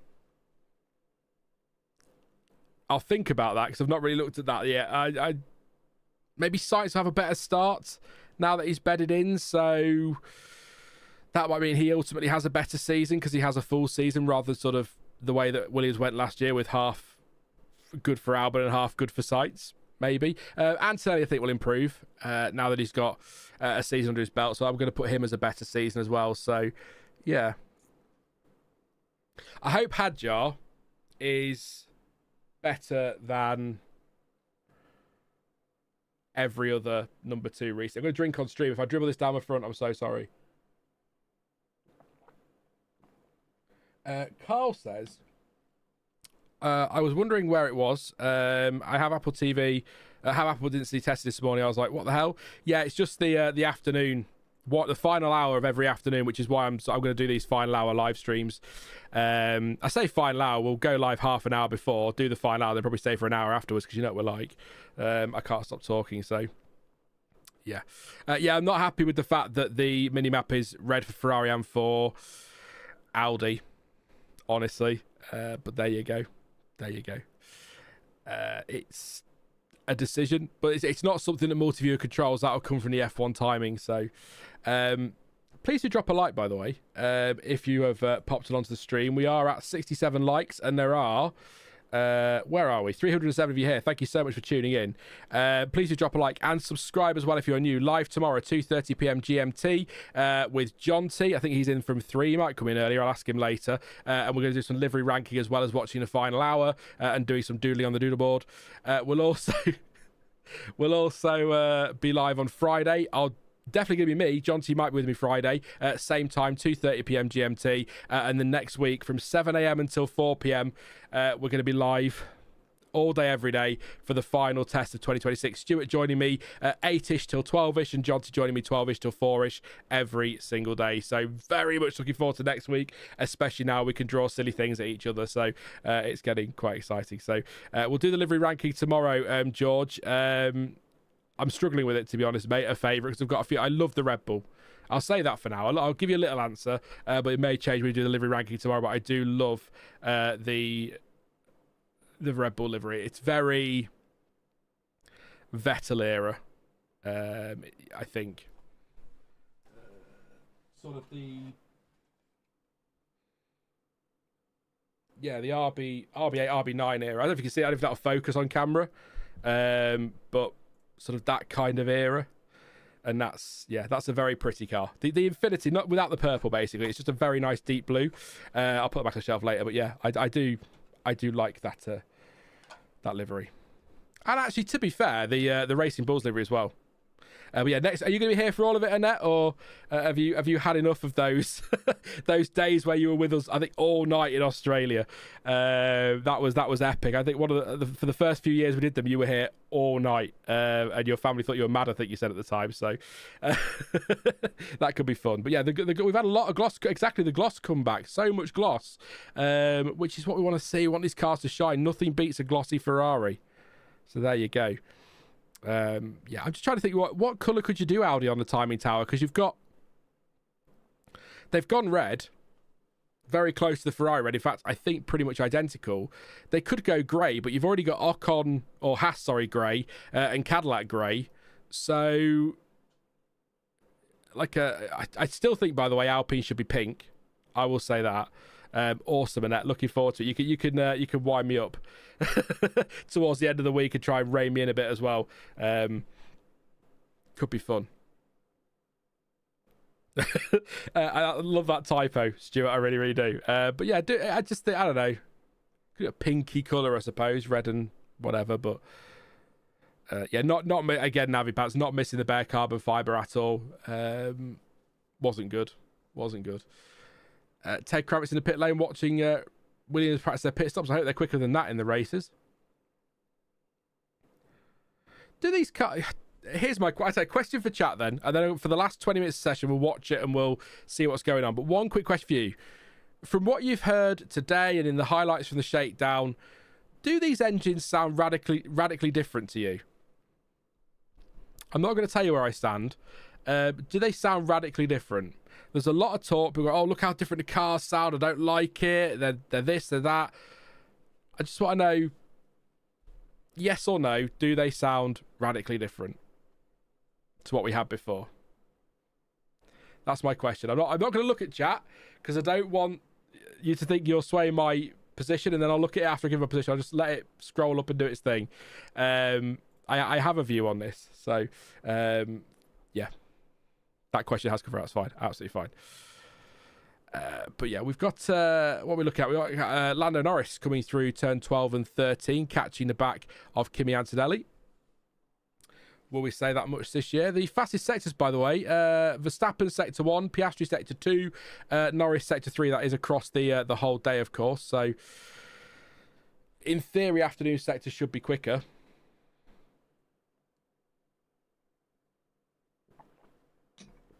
In theory, because the track is cooling a bit under the lights, of course. Albon back in the pits. Antonelli and Norris on track with Hulkenberg. Leclerc at the end of the pit lane doing a practice start, by the look of it. I hope that's a practice start. He's not stalled. Also loving the hazard lights on the wing mirrors, by the way. Oh dear, so good. It's a good idea for it. It's a good safety feature, but they are quite funny. I do quite like that. So Leclerc getting away there and back out on track he goes. So my view on the engines, I think there is a slight difference, but I don't think it's a difference most people are going to really notice. I think they seem louder, I will say that, but I think as a tone, I don't hear a lot of difference. And I think probably, and I know this might surprise you with social media, probably doing it for clicks and negativity and hyperbole. I don't understand anyone that's saying they sound awful, worse than last year, when I don't really think they sound much different, if any different at all. So I was just quite taken aback by some of the analysis from people about how big a difference they are. Now, I say that listening to it on TV and on YouTube videos, it may well be that trackside they sound very different, but they don't sound any different to me at all. Apart, like, a little bit louder, basically, but that's it. Let's see what you're saying. So, Stuart says no, they really don't. They sound mostly the same, maybe a bit raspier. Says Neelish, they sound different. They don't sound different, just a bit louder. Says Sad Mariners fan. Michael says no. Annette says not to me. They do have a slight rasp. Says Stuart. Lewis Beer Review. So Lewis says yes. I think they sound slightly higher pitched but hardly noticeable. They do have an electric undertone, but I'm good with that, says Valentine.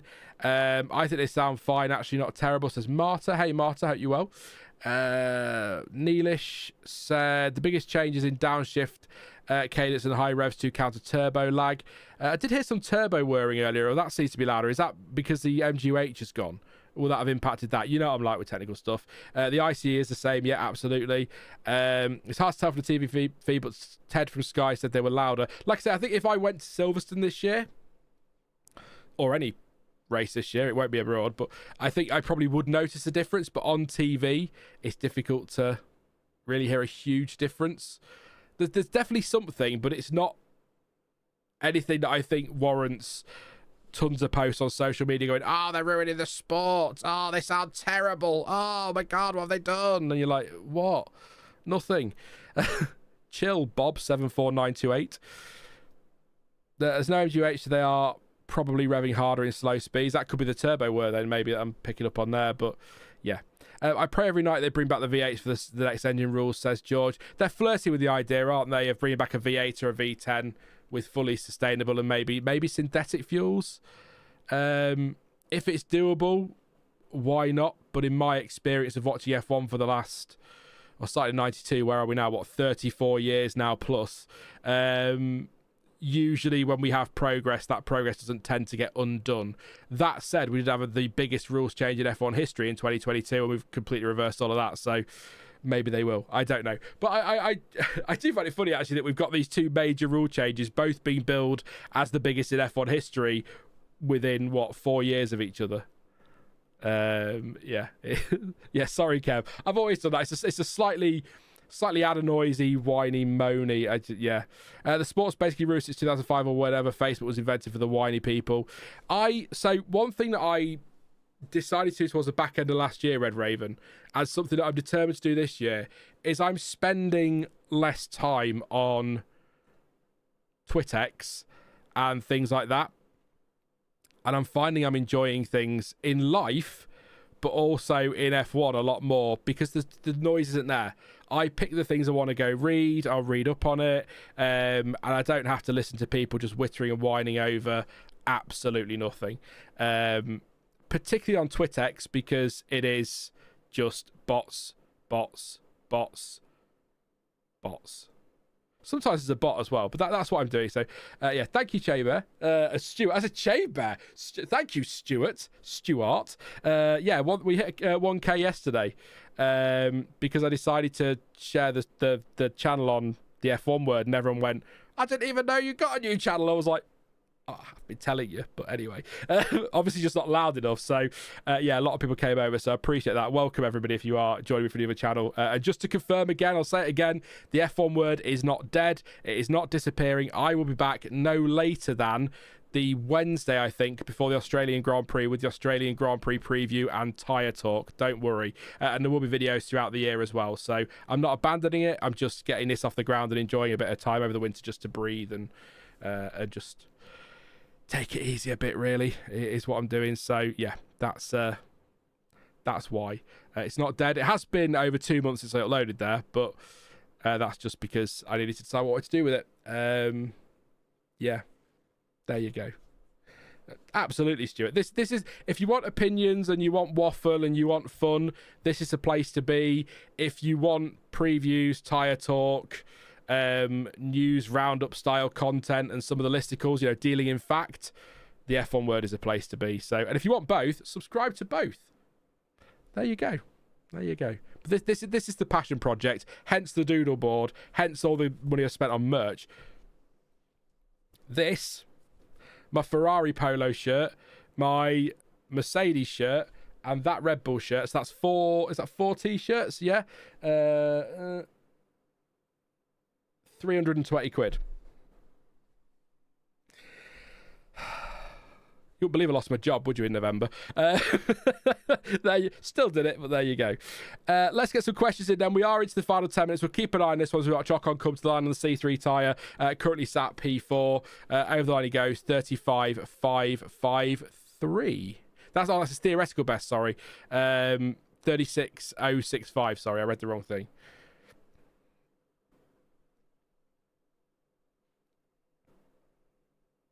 It can't have been 320. Sorry, I've just got 260, 340. Sorry, there you go. I don't know why I need to correct that. It's too much money for 4 t-shirts. I could have gone to Primark and got 106,000 t-shirts for that. Bought them all. Can you do a quick MTV Chris style showcase of your model cars collection back there? I can't at the minute. So I've got a Elgato Facecam Pro thing. Which is attached to a stick, which is attached to the desk. So I can't. However, I am going to invest in a proper, I think a mirrorless camera probably, like a proper vlogging camera so that I can pick it up and move it around and we can go. And as soon as I can, I will. I could record it on my phone, but I feel like it'd be more fun doing it live and pointing at stuff and that. So I will do, but I can't do it during testing without dismantling my stream, unfortunately. So, sorry. I'd like to. There's some great stuff over there. Particularly my where am I? I'm a flipped. I don't know there. Yeah, the Red Bull there. Max Verstappen's Red Bull. Yeah, it's quite a nice little car. That was expensive. Not a question, but I think Hadjar will be way closer to Max than any other teammate over the last 6 years. Average within 2/10 in quali. Says Sam Barroner's fan. I think Hadjar, and it's sort of the point I made in my Lindblad video the other day. Please do give it a watch if you haven't already. But I think Hadjar goes to Red Bull on a much more level playing field than Tsunoda, Lawson, Perez, for example, did. Because we've got this regulations rule set. So as Hadjar himself said at the back end of last year, the 2026 Red Bull can't be geared towards Max because at the point where he made that comment, it didn't exist at that point. So it's all new for everybody. So I think Hadjar will be closer than those in recent years, and I think part of that is because he had a really impressive season last year and he looks like a real talent.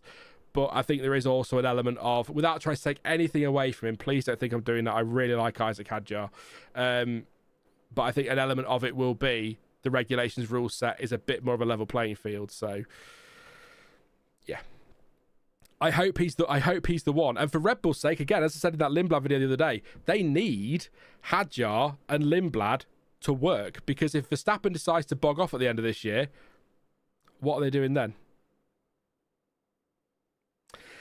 Collection features a Shui helmet painted by my partner. Any choice of helmet available on request for 50 quid. Yeah, Suze. Happy birthday, Suze, by the way, if you're listening. I don't know if you are, but happy birthday, Suze. Jonty's partner painted the Schumacher helmet back there for me, which was really, really cool. So thank you. Thank you so much, Suze, and happy birthday again, like I say. 21 again. There you go. Just notice the Alpine wing. Interesting. Yeah, it's.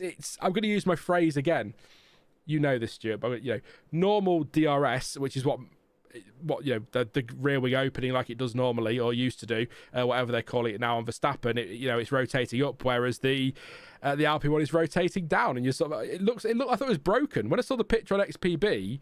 I thought they had an accident or the flap had come off, but no, it just. So they've got like 2 T-trays now, haven't they? They've got the front wing that flattens out and the rear wing. So it's crazy, but low drag might be good for straight line speed. So I do hope, I don't want to be negative about these regs. I do hope we don't end up with too much of an issue with deployment, but I have a feeling early days we will do. Stewie says it's basically Hadjar or bust at this point. Yeah. Where do they go after Hadjar and Lindblad if they don't work out? They've got some youngsters coming through, I know, but Are they that impressed with Pepe Marti, for example, or would they have brought him through sooner? I don't know. Yeah. I just try to think of other Red Bull drivers that could come in, and they may have to look outside the program again. Yeah, they've burned through so many junior drivers that they've kind of, and again, I said this in the video the other day, last week, they've put themselves in this position, but with Helmut Marko gone, Hadjar, Lindblad might get a bit more time and there might be a bit less pressure on them. Still a lot of pressure because it's Red Bull, but big twitch out the final corner there for Verstappen, the rear wing wide open and the front wing drops. I'll come up with a better phrase than that.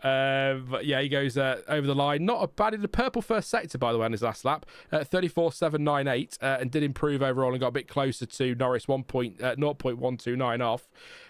This is Lando Norris now, hurtling round the final corner. And I say hurtling, I mean testing hurtling, so not all that quick at all by F1 standards. Rear wing open, front wing down, closed. Now, I don't know what to call it.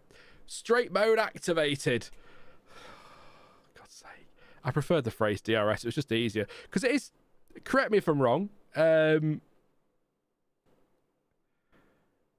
is still a drag reduction system, isn't it? You're dropping drag on the straights. So why can't we just call it DRS 2.0 or something? But no, got overtake mode, straight mode, corner mode, triangle mode. Charles Leclerc's gone wide at turn 7 mode. Yeah, so many modes. But Sam Mariners fan says just calling it DRS. That's basically what it is. We'll watch the final sort of 4.5 minutes now. We'll talk about what's going on track. Get your questions ready, and then we'll probably do a good half hour of questions. How long have I been going? People in chat too long. Go to bed. Give up. I don't know how long we'll be going. I can't work out this new. An hour and 27 minutes. So yeah, we give it a good half hour, even an hour if you want. We'll answer some questions, have a laugh. But I'll just ask everyone once again, please do drop a like on the stream and consider subscribing. 1 away from 100. There you go. Thank you for your super chats as well, by the way. I don't think I've missed any, but really appreciate your support. But yeah, please do sub if you're new. Live tomorrow, 2:30 p.m. Live again on Friday, 2:30 p.m. And then live all day, every day of testing next week, Wednesday, Thursday, and Friday. Looking forward to that one. As we watch Kimi Antonelli coming up to the hairpin at turn 8, as he had a moment. Or we're looking at the DRS that isn't DRS, that is DRS. Always a giggle. Nice sweep through turn 9 and 10 there, and we've got through 11 rather. He's just coming through turn 9 and 10. We've got a Haas of Esteban Ocon doing a practice start. 112 laps for Ocon so far. Listening to no sound at all on Ocon pulling away. They just went quiet on TV and said let's listen to him pull away, and then the sound hadn't picked up, so that's a very quiet Haas, all electric. There you go. Excellent whatever. I was just thinking now, actually listening to the cars, there is definitely a little slightly raspy tone to them, isn't there, the power units? Stuart says it's overtaking mode. We won't really see properly until a race, I guess. Do we know yet, Stuart? Maybe this is a question for next week, for us to look into for next week. None of the track maps, I mentioned it earlier on the stream, none of the track maps for next year have any kind of DRS or DRS zone replacement. Is the assumption, or has it been confirmed, that there won't be zones and it'll just be on every straight you can use overtake mode? I'm just a bit confused by it, because I thought there were still going to be zones in which you could use them, but is that going to be just on the straights? What I'm asking is, when I do my preview track maps, do I need to include a DRS style zone, or can I just not bother because it's a hassle? Oh, that's all right then. There you go, yeah. Just overtake mode, but on straights. Well, it would be on straights because they can't drop all that drag and try and get around the corners, can they? So... Oh, it's straight line mode that the zone's for. Oh. Right. So overtake mode is the button, isn't it? KERS, let's call it. And straight line mode is the new DRS, double DRS. And corner mode is no double DRS. Yeah. That I get so confused. So, Formula One site makes a detection point usually at the last corner to determine if you're within 1 second and able to enable the mode. Yeah, you've got to be within 1 second of the car to use the boost. The boost is the boostier bit. I like that. That's a lot of alliteration. That's good. So yeah, Annette likes the Merc. I do like the Mercedes. It's a good looking car. I like the stripes on it as well. So. Laps completed 133. It looks like Max Verstappen's going to get the top total for today.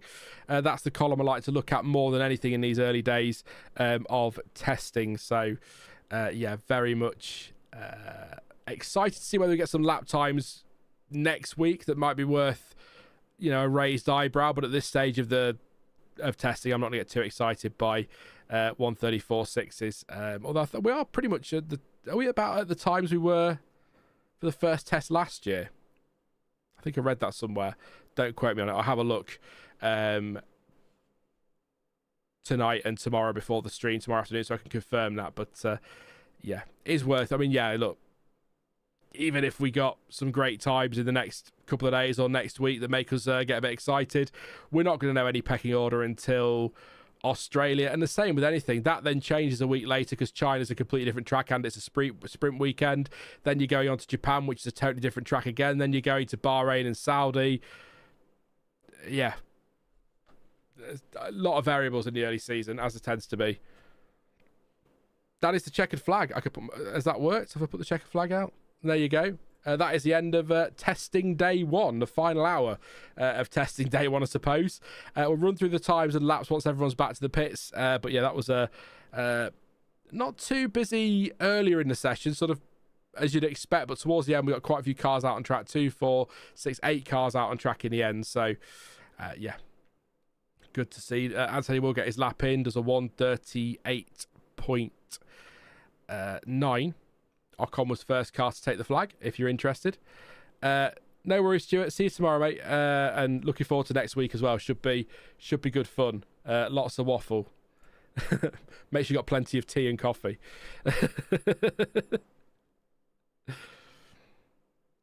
I'm not going to go anywhere. We'll stay live for at least half an hour. Maybe we'll do an hour. We'll see how we go once you guys get me talking. But do bear in mind, back tomorrow at 2:30 p.m. again. So lots we can talk about there when we get some analysis in and we can all have a look at these cars properly and what people are saying and proper data and that. So, don't mind answering the questions. Get your questions ready, but I'll run through the order once we're all back in the pit lane. And if you are disappearing now, thank you for joining me. But please do drop a like before you go and subscribe if you are new. Join the likes of... Oliver, F1 Hub to the World, Gabrielle, Mark, Prof, Nicholas, Marketisk, Sandman, AJ, Bryce as well. Please do drop a sub. Thank you if you have subscribed today, by the way, or in the last 24 hours. Really appreciate it. And Navi Pants as well is there. I think you've subscribed before, Navi Pants, but I'm going to give you a shout anyway because you have a cool name. There you go. They're just confirming the calendar. We start on March the 8th. There is no stream on my birthday this year or around my birthday, which is a bit of a surprise. It usually is. So there you go. Lots of races, 24 Grand Prix weekends, 30 races with sprints. So thank you, Lisa, for subscribing. I'll try to spot some people there subbing on the screen as I run through the order in a minute, but I sometimes miss. The reason I'm waiting to do the rundown is because we might get some practice starts here. Maybe. Are we getting some? It looks like we are. That looks like Ocon coming to the line. Yeah, we're going to get some practice starts. I knew that's why I was holding off. See you later, Annette. Take care. Talk to you tomorrow. Have a good one. They're not going to show us the practice starts. They're going straight to their... That's it, apparently. That is the coverage. So I'll run through the order then. We're not going to get to watch the practice starts. That's a shame. We'll get to see them next week, I'm sure. Quick glug of drink, actually, very, very quickly.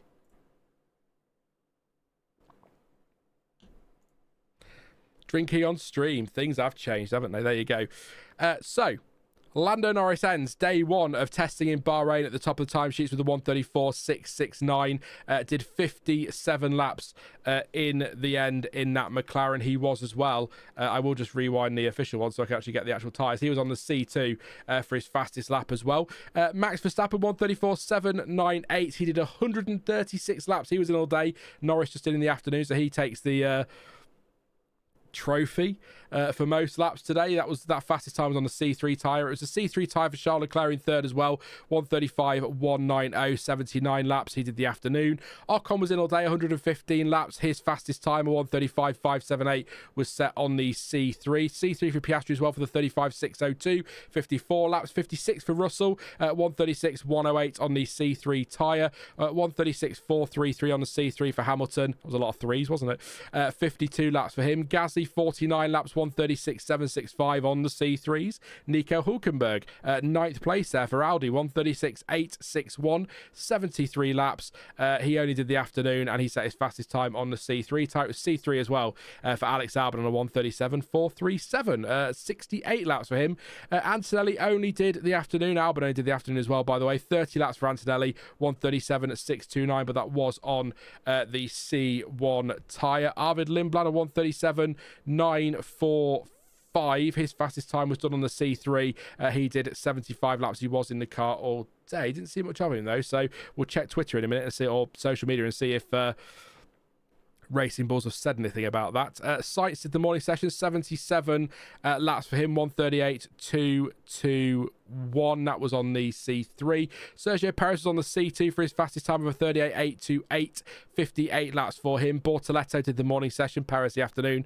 So Bortoleto 1:38.871. He was on the C3, did 49 laps. It was 49 laps for Bottas, who did the morning session, 1:39.150 on the C1. The C2 for Lance Stroll, 1:39.883, 36 laps. Was in all day, but a few problems down at Aston Martin with their, I think, engine anomaly or something they said, didn't they? Which essentially they just wanted to be cautious, so they were running tests and making sure they didn't take any risks. So not really any running this afternoon from Lance Stroll. And Colapinto, he was a 1:40.330, 28 laps, fastest time on the C2. He was last of the runners today. He did bring out a red flag in the morning, his car stopping on track. Nico Hülkenberg also brought out a red flag in the afternoon session at turn 14, but got going quickly. Both cars, by the way, got back out. No problems at all. So that's pretty much what happened on day one of testing. Not big headlines, as I say, a few interesting bits which have been over with the doodle board. That's it now. It's the doodle board forever.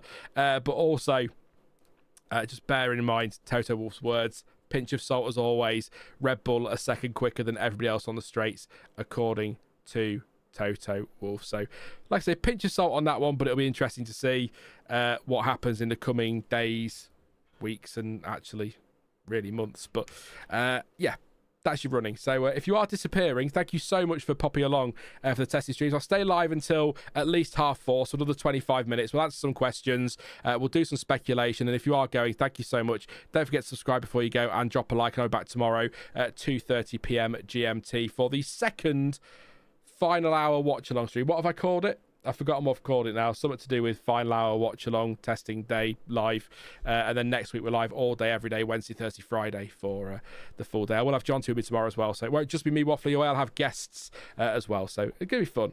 Red Raven says, like this stream, it is not a drill. There you go. Thank you, Red Raven. CPB says McLaren wins the constructors again. CPB getting into the social media hype there, trying to wind people up. Matthew Summerfield said, by the way, on Twitter, barge board usage, face palm. So I'm calling it, a lot of people call it barge board because kind of is, but it isn't. I know it isn't what it's doing, but it's what it looks like, the old barge boards we used to have. So people are going to call it that, but I know people like the official wording, don't they? Sometimes Racing Bulls we're going to check, weren't we, for Lindblad. If anybody knows of anything that happened to Arvid Lindblad today with reliability, let me know in chat. But they've not tweeted. Well, they tweeted 7 minutes ago on a scale of 1 to 10. How back is Formula One? But yeah, nothing on Lindblad. So whether he's had a problem, he didn't do a lot of running. Is what's intrigued me, given that he was in the car all day. So I'm just trying to find out if there's anything going on regarding that, whether it's reliability or just having a bad day, or didn't want to do a lot of mileage in the shakedown, so maybe not too worried about that one. But hopefully they'll get some. I assume Lawson's in all day tomorrow. If he might do the final day all day, we'll see. But yeah, nothing that I can see on Lindblad at the moment. So apologies that I don't have the info. I don't want to search him on Twitter or whatever, because it'll just be people going as they do. I won't do another voice. There you go. But yeah, nothing that I can see at the moment. So we'll see. We'll see. There might be some stuff in the press release that comes out later, so I'll let you know tomorrow if there's any reason for it. George Russell, a picture of him eating, by the way, for some reason. Could just say that Red Bull Racing, Red Bull Ford, and Red Bull Ford. My God, are such an unnecessary. Do you know what? Before I could have finished that sentence, Stewie, before I even got to the end of that one, I was like, "What on earth?" You're right. Yeah, it's Red Bull Racing, Red Bull Powertrains Ford, and Racing Bulls, Red Bull Powertrains Ford. They are crazy, but there you go. Listening to Lewis, he reckons they could be as slow as F2 cars. I hope that was just banter, says Sam. I hope so. Although there is an argument, and it is a fair argument. I don't know why I need to repeat there is 17 times there, but there is an argument that if a car's slower, it's better for racing. But if that is true, fair enough. But I watch F1 because I want to see my cars go fast, and that's kind of the point to me. So please, Lando, let's give them time. The slower the car, the better the race, he says Nilesh. So there you go. I do prefer fast cars. But I get if there's an argument there, that's fair enough. Yeah, the Audi side pod is very interesting. Hey, Thomas, hope you well, mate. Hope you're having a good one. Probably the Ferrari that's F2 slow, he says. That's a kick in the nuts, isn't it? That's what I get for wearing my McLaren gear. If you'd have said to,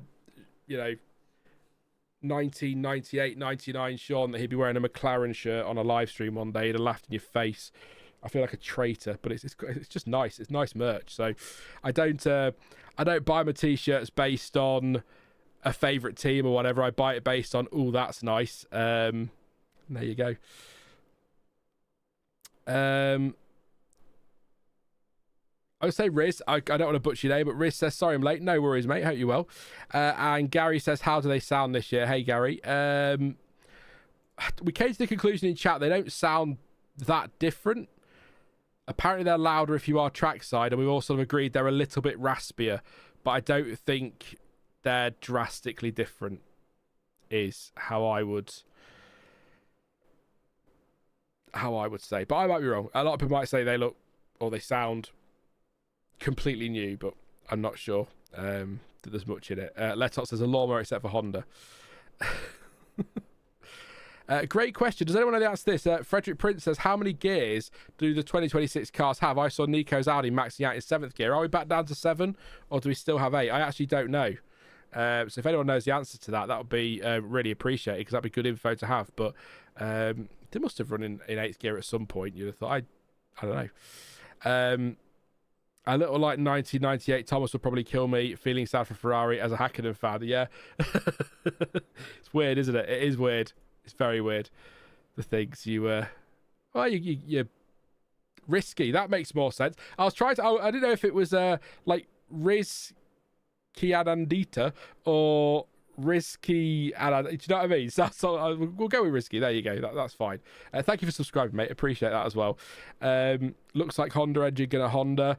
Yeah, that's the big. That's the concern for me there. I'm not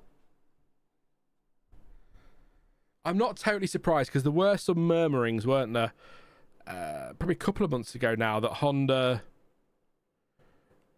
were okay, but they weren't anything spectacular, and there were some concerns that they might not be quick. And I think Adrian Newey, despite how bold he's gone with the car design, has sort of already started to play down their chances and sort of talking about, we might have some catching up to do, might be a bit of a slow start. So I think there is some, either they're playing things down because they know they're going to be quick, or, as is more likely, they just don't want people to get too excited about it. But it is a concern that Stroll was in all day and only did 36 laps, and they were doing, what was the, I can't remember what the phrase was. Let's go and find it. The exact phrasing that they used. because I think we need to make sure we get it right. Our power unit test plan with Lance went as planned this morning. However, we detected a data anomaly this afternoon. We are proceeding with cautionary checks on the power unit to understand the root cause before we can resume testing. That was 2 hours ago, and he didn't really run much at all in the afternoon, so 36 laps. Not great there. So a bit of concern down at Honda, but ultimately, to try and sort of put a positive spin on it, it's testing. If things are going to go wrong, it's better that it's now. Maybe they can get that fixed and be ready for next week's test properly, I guess. Sarcastic answer to the gear, says Red Raven. 7 plus reverse, plus however many gears you can fit into a sandbag, and then 1 extra gear exclusive to Verstappen. The big question, says Kevin, is how quickly will Honda catch up? Can they turn up this engine, or is the compression issue a bigger deal? We'll get into it. We're definitely going to talk compression ratios next week when I've got sort of Stuart to bounce off a bit with that one, because he'll correct me when I get things inevitably wrong, but we'll see. Letot says Audi with a huge update was surprised. That was them, because I think you've just turned up, Letot, so I'll just sort of summarise it for you, my feelings of what we've seen today. Audi and how drastically different, particularly around the side pods they are, compared to what we saw in Barcelona was a big surprise, but also Alpine's DRS, the rear wing that they've got, and the way that's working. And actually Audi's rear wing as well. We didn't look at that one, did we? So we'll do that tomorrow if I remember. But yeah, so they're the big two surprises when I look at the cars. I think there's anything else I spotted that really... honestly, not that there's anything wrong with other people's cars, just they were the two things that made me go, wow, what on earth? Very zero pod-esque on the Audi, which was a surprise. So quite a big... I think I saw somebody call it on Twitter, I think in the race maybe, that this was the B-spec car. So Audi are really go for it. So hopefully they can impress. And don't forget, I mean, they are a new manufacturer, a new engine, all of that, but it is the Sauber team with the Audi badge on it now. So they know what they're doing as a team. They know how to build a car, and we've seen in the past they can build very good cars. So maybe it shouldn't be surprised they've taken some risks, but yeah, intrigued by Audi. I need to keep reminding myself they're not Sauber. Neely says, unless the engine sucks, Audi should demolish Cadillac with the better aero. It does look really impressive. It's a very neat little car. They all look great this year. I don't think from a design point of view, livery point of view is different. From a design point of view, I don't really look at a car and think that's terrible, if that makes sense. I think they all look quite neat and tidy and still have some really good innovation on there. And I'm pleased that once again we've had a reset of the rules, but we've still got engineers out there interpreting them in different ways so that we do get cars that look different. Because I hate the idea of going too prescriptive with the rules, restricting these engineers, and we end up with 11 cars that all look the same. So good to see that. It's always my concern that everything's going to look the same, but again, they don't. So quite bulky on top, actually, the Audi as well. I don't know if that's a cooling thing. I will say that. I'll see if I find the picture. Did I get the picture? Let's go to the doodle board a minute and see if I can find the image I want for the Audi. I thought I had one, but yeah, there we go. I am going to doodle now. I just love doodling. What can I say? Just around here, look, it's quite bulky, but then I noticed it on the McLaren as well. So I don't know if that's if that's just cooling because it's a new engine and that'll get tighter as time goes on, or whether that's maybe it's just the angle that makes it look bulkier. I don't know. Let me know in chat, but that looks quite bulky to me. Not quite to the extent. You remember the airbox and engine cover on one of the... Was it a Renault one year that looked so unbelievably out of place? It's not quite to that extent, but it just look a little bit bulky. So, yeah. Kevin says, I still look at the Halo and think, oh my God, that's awful looking. You say that, but whilst you may prefer cars without it, it is quite jarring when you see a car from 2015 without a Halo, doesn't it? When you look back and some of the accidents there, you think, oh, bloody hell. They have a decent number of airbox cooling, but a decent amount of airbox cooling, but nothing close to the RB, says Neelish. Yeah, the RB, the RB airbox is bizarre. Kevin says no. There you go. Kevin likes the open cockpit. That's fine. would be funny if Audi kicks it big within this new era. I'd love a shock. I'd love for the pessimism around Cadillac that was around a few weeks ago to be completely unfounded. I'd love Alpine to be like the dark horse and surprise of the season, like top 4 or 5 or something like that.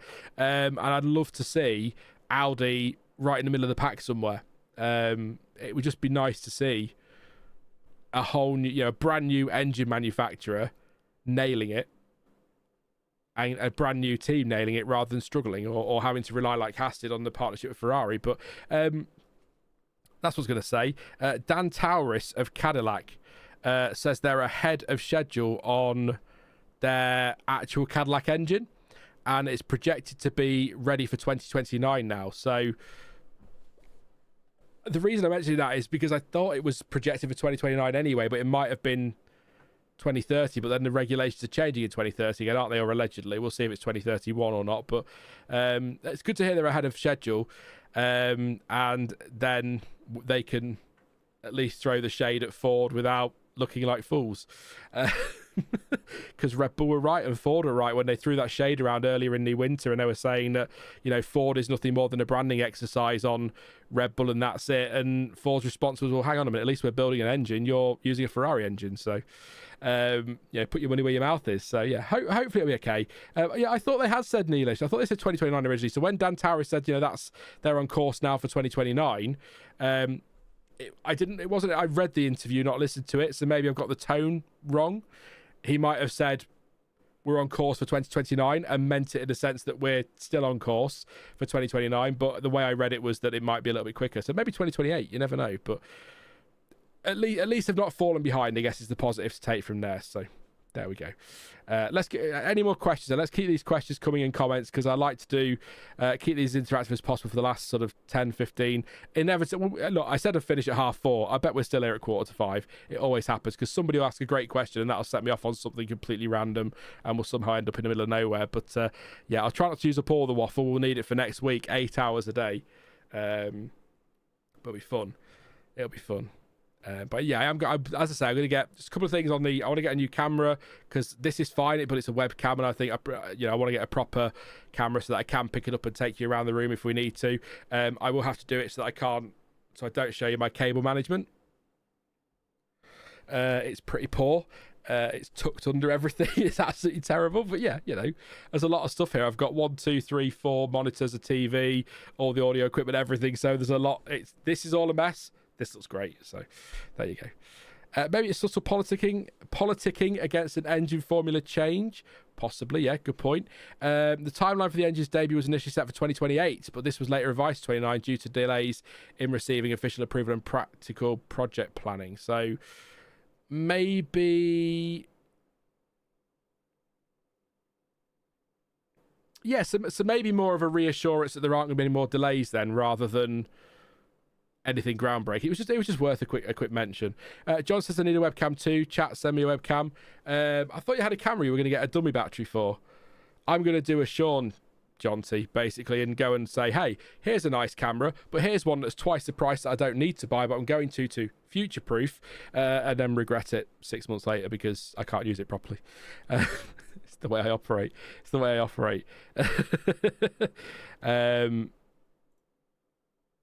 I do need to have a look around, actually. I might have a dummy battery. That's why I didn't reply to you immediately the other day. I had a look in the garage, because I'm sure I've got a dummy battery somewhere that might fit a camera for you. So that's what I was going to do. So I'll have a look around, and then I'll let you know. If not, I'd be happy to sort something out on Amazon for you. And, it's not much, but a thanks for all you do. And I don't mean, by the way, if you're new, I don't mean when he's on stream chatting to him, I mean the stuff he does to keep me slightly less insane. Which, given the state we're both in at times, is quite a miracle. Let's not get into that. John, to have a box brownie with a spider in, will that do? Okay, yeah. Let's not get into that. CVB says, bold prediction, Lewis will leave Ferrari, but he won't retire this year. His ego won't allow him to retire on someone else's terms, and there will be teams who will give him an offer, says CPB. I'll ponder that. Come back to me tomorrow. I know I have to do that with your questions, but your questions tend to leave me having to have a think. But I will say, to give you some sort of response, we are in the closing stages, aren't we? of the careers of Lewis Hamilton and Fernando Alonso, and that's why the driver market is so intriguing this year. It's going to be wide open anyway, but if you've got the potential for an Alonso or a Hamilton to retire or walk away, then that blows it wide open even more, doesn't it? So I'm intrigued. This is a key year for Aston Martin, isn't it? If they want to keep Alonso, they've got to show that they can deliver a car. If they want to go and sign Max Verstappen, they need to show him they can deliver a car. So, I got it in the end. It took me a minute to take to get that. I got there in the end. But hey, Sean, I'm going to DM you on Blue Sky about cameras in a bit. I think you can get away with a slightly older mirrorless cam. I used to have an M50. I loved my M50, but we ran into hard times and it had to be sold for way less than it was worth. So yeah, but that was a nice camera. I'm looking at the typical YouTuber vloggy. There's what was I looking at? I can't remember what it was called now. I got on my phone. I googled it earlier. It's the Sony. You probably get it in chat before I even say it, 'cause it's so. The Sony ZV-E10 Mark II was what I was looking at, because I liked it. If I buy something new, I want it to be as good as it can be, because then it'll last me a long time. Yep, there you go. Remy was pretty much there at the same time. Well done, Remy. There you go. Oh, cliche much. It's like Shure SM7B, ZV-E10, cliche YouTuber. There you go. I feel sorry for Alonso, says Latoc. Seems he is in the wrong team again, or better, in a good team at the wrong time. Yeah.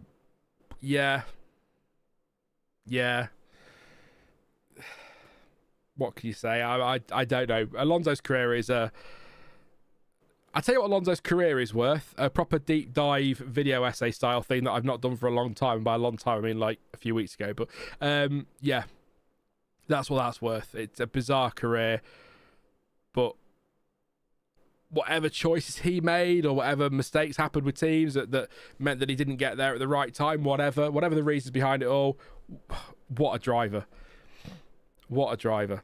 Wow. Do you know what? Because he stopped Michael Schumacher's run of championships, initially I wasn't much of an Alonso fan. I think I've said that before, but I really regret not being able to appreciate just what he achieved in 05, 6 and what he's done in his career, despite having such inferior machinery at times. Absolutely. What a driver. What a driver. Alonso just said that he was in the middle of his career. Long way to go for him mentally, says Oscar. The middle of his career. So he's got another 25 years yet. Maybe a bit less because he had that little break. Bloody hell. Fernando Alonso racing well into his 60s. I'd love that. Why not, eh? Why not? Didn't realise you created a new channel. What happened to the other one, says the Buzz. I think I'm going to do Buzz. I'll say a Buzz rather than the Buzz. I think I'm going to do I might do a short video for the F1 word just to explain it really quickly for those who haven't seen the video on this channel explaining it. I realised I sort of abandoned it. I didn't say much because I just assumed people would come and watch that video, and then when they didn't, I was like, that's a problem.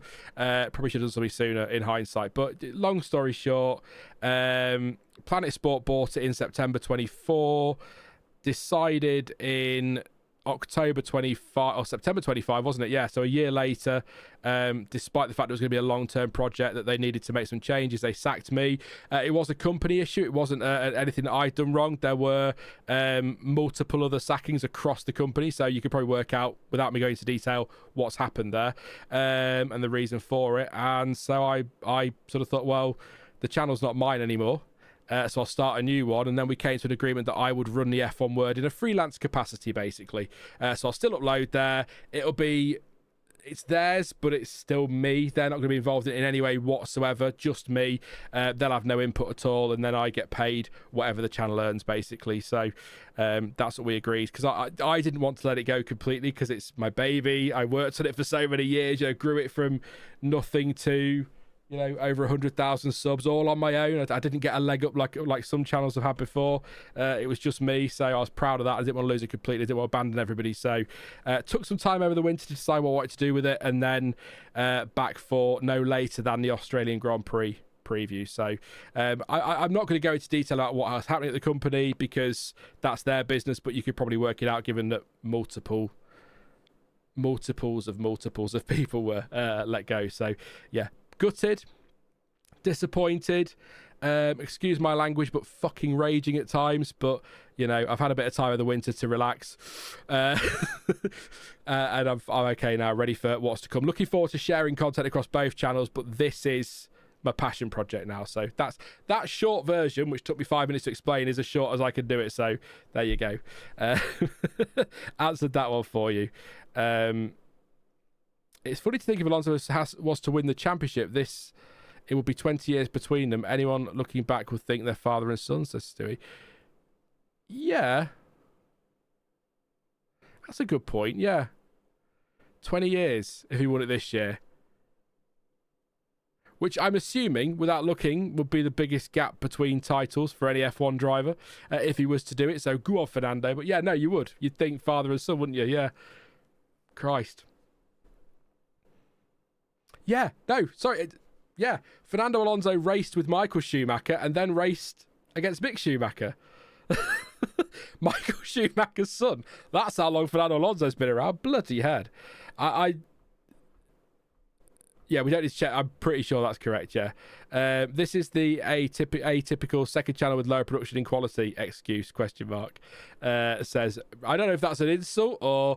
I know it's Thomas, so it probably isn't. It's just banter, but yeah. I think higher production quality over here than it was over the other place. That's me doing the F1 word. I use the camera properly now. Yeah, got a nice stream set up. I even use transitions in videos now rather than just clicking straight to everything else. Yeah, there you go. Yeah. Absolutely, John T. Absolutely. I don't think Hamilton will ever be world champion again, but I could see those being options that would appeal to him and they can afford him, says CPB. What teams then might... I'll come back to the CPB. What teams might offer Hamilton a seat if he decided to walk away from Ferrari at the end of this year? What teams could you see him... Or what teams could you see reaching out to get him?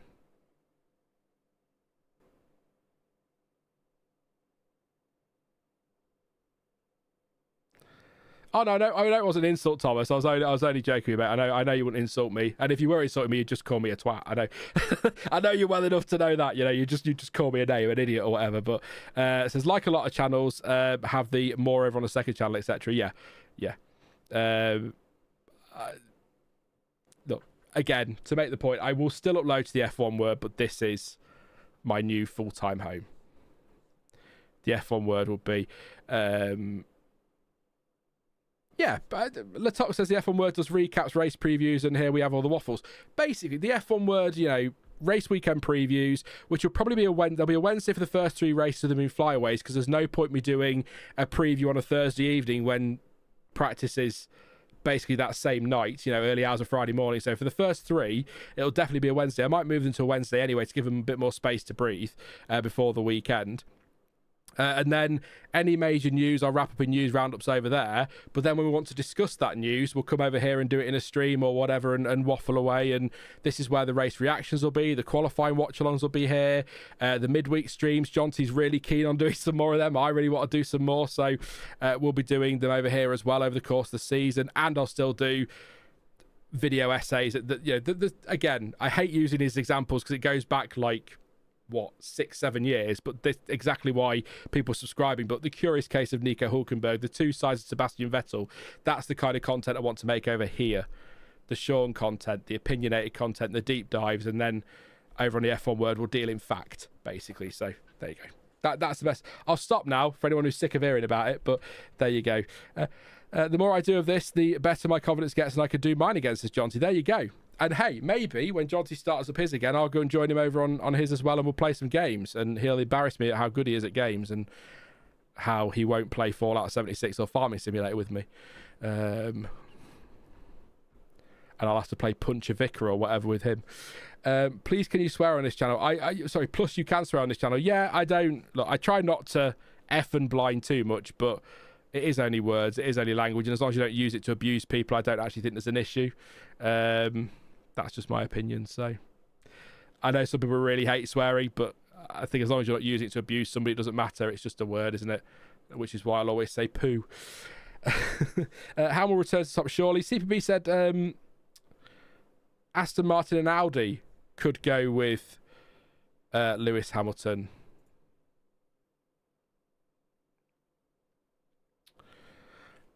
I couldn't see Aston.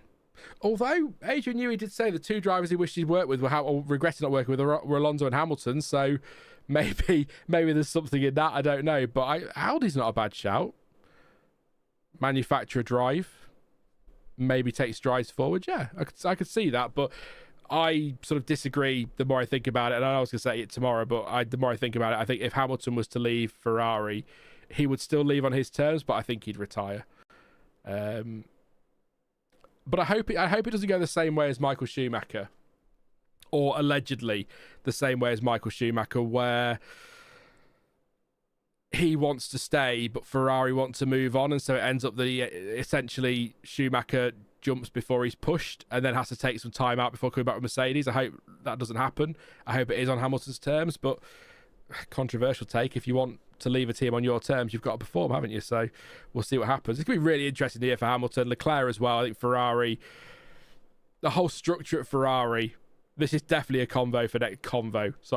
conversation for next week when I've got someone sort of bounce off a bit. But I think this season is so important for Ferrari, because if they fall flat again, I think Leclerc will walk. I could see Hamilton leaving or being asked to leave. I could see Fred Vasseur losing his place. I could even see the big boss man in big trouble.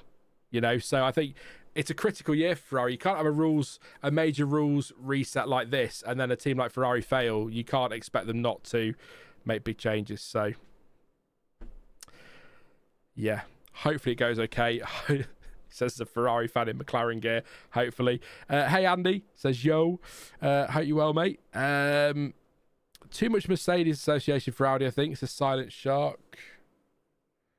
Is there a lot of Mercedes association at Audi, or is it just the German manufacturer thing, maybe with him being, the face, basically a Mercedes driver, wasn't it? I mean, he was literally a Mercedes driver, but even his junior career, it was McLaren and Mercedes, wasn't it? So I suppose going to another German manufacturer might be maybe a bit of a no. I don't know what the rivalry's like, really, between Audi and Mercedes. I like my motorsport, but I predominantly watch F1. Let's be clear about that. But yeah, I think Leclerc's a good option for Mercedes if George Russell was to move on or be moved on. Or Antonelli, I don't know, but maybe McLaren if anything happens there, I don't know. There's plenty of time to talk about the driver market, because this year's going to be crazy. I'm sure it is. Sure you're not going to shave your beard until Ferrari wins 5 races in a row? I am not going to do it. There are a couple of reasons I won't do that. Number one, because I can't have a beard that's too long because it gets itchy and annoying. Especially, I know in February, so this sounds weird, but as we head in towards the summer, that'll be a nightmare for me. But I also don't want to end up like the United Strand and doing everyone's head in. Because I can't be arsed with that. That's exactly why Audi would roll out the red carpet for Lewis, the Mercedes factor, says CPB. So a disagreement there. Yeah, I think. Do you think Ferrari would let go of Hamilton after knowing Leclerc is leaving? Maybe not. No, that's a fair point. Maybe they would keep him on and equally try and convince Leclerc to stay if Hamilton was to leave. You don't want to lose both your drivers, do you? But either way, there will be huge changes at Ferrari if they fail this year, and of course I hope they don't, but it is Ferrari, and it's been our year every year since 2009, so yeah, we'll see, but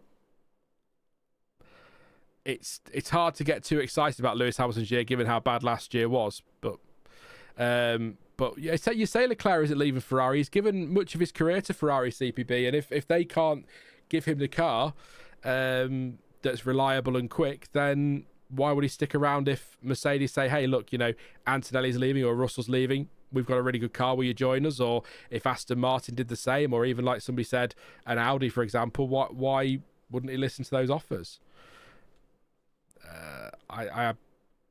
He's the one, when both drivers were speaking out last year, and I defended them on John Elkann's comments over the winter because I thought he was right in some of what he was saying, in that as drivers they need to just get their heads down and get on with it, because that is their job. But I also thought it was out of order for saying this car has improved since the start of the season, because it hadn't improved since the start of the season, because they were still having to LICO because of a problem that got them disqualified in the second race right up until the end of the season. So clearly the car hadn't improved, and that was nonsense. But when the two drivers were speaking out, I had no issue with either of them doing it, but I had even less of an issue, even less than no issue, if that's possible, with Leclerc doing it, given how much he's done for the team and how much they've done for him and how much they've worked together over the years.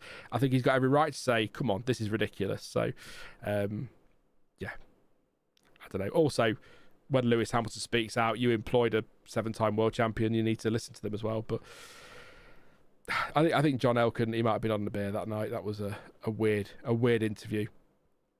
Silent Shark has said that the Audi rivalry motorsport is massive from what I know. DTM was intense.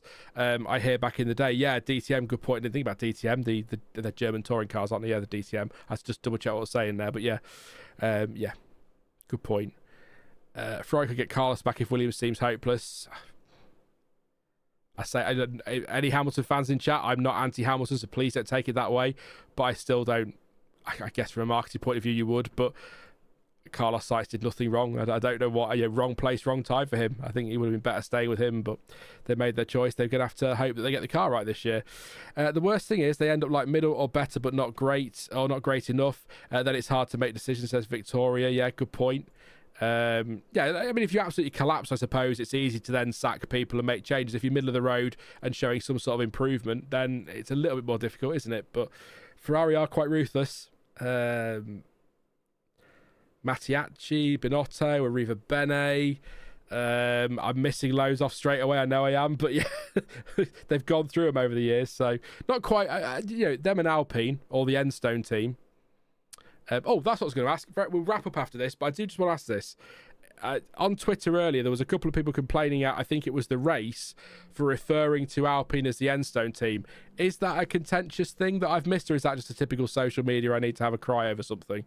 Because they are the Enstone team. They're based in Enstone. They don't even have a Renault power unit anymore. They've given up on producing their own, so they are a customer Mercedes team based in Enstone, but with a Renault sports car name on them.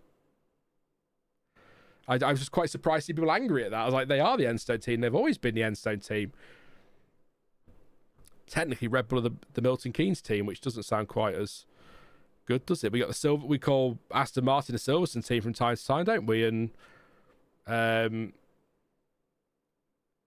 we refer to Mercedes as Brixworth and Brackley a little bit, but I don't think Enstone's an issue. I might be wrong, but maybe there's a big rivalry there that really upsets people. But yeah.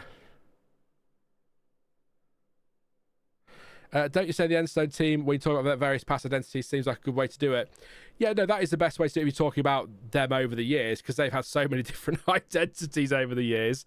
But they are based in Enstone, so Enstone, so I don't know. To each their own. That's what I'll say. Right, let's run through some final comments, and then we're going to wrap up for today. I did see a comment earlier that I missed.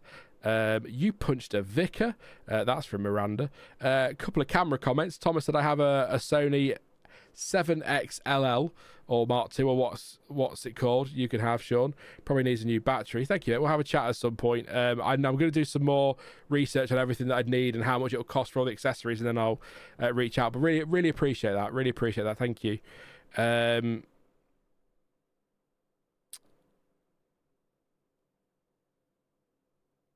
Yeah, I don't ask me about pronunciation of the letter Z/Z. Every time whenever I say it, I get told off by somebody because I'm using the wrong one. Either an American tells me off for using it wrong, or somebody in the UK tells me off for using the wrong one. So I'm just going to go, that's what we'll do from now on. The Z, the, et, 10. There you go.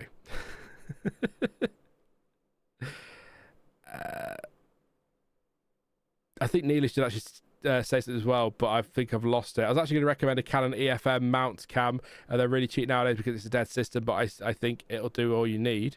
Thank you very much, mate. I will have a look for those. I'm shopping around. I'm not buying anything anytime soon. It'll be a couple of months probably. So PS2i toy, sorry, problem solved, says John T.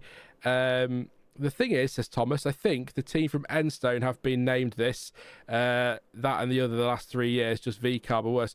Well, Tolman, did they go straight in to become Benetton? Then Benetton Renault, because Renault bought them back, and then they changed it to Benetton Renault-ish.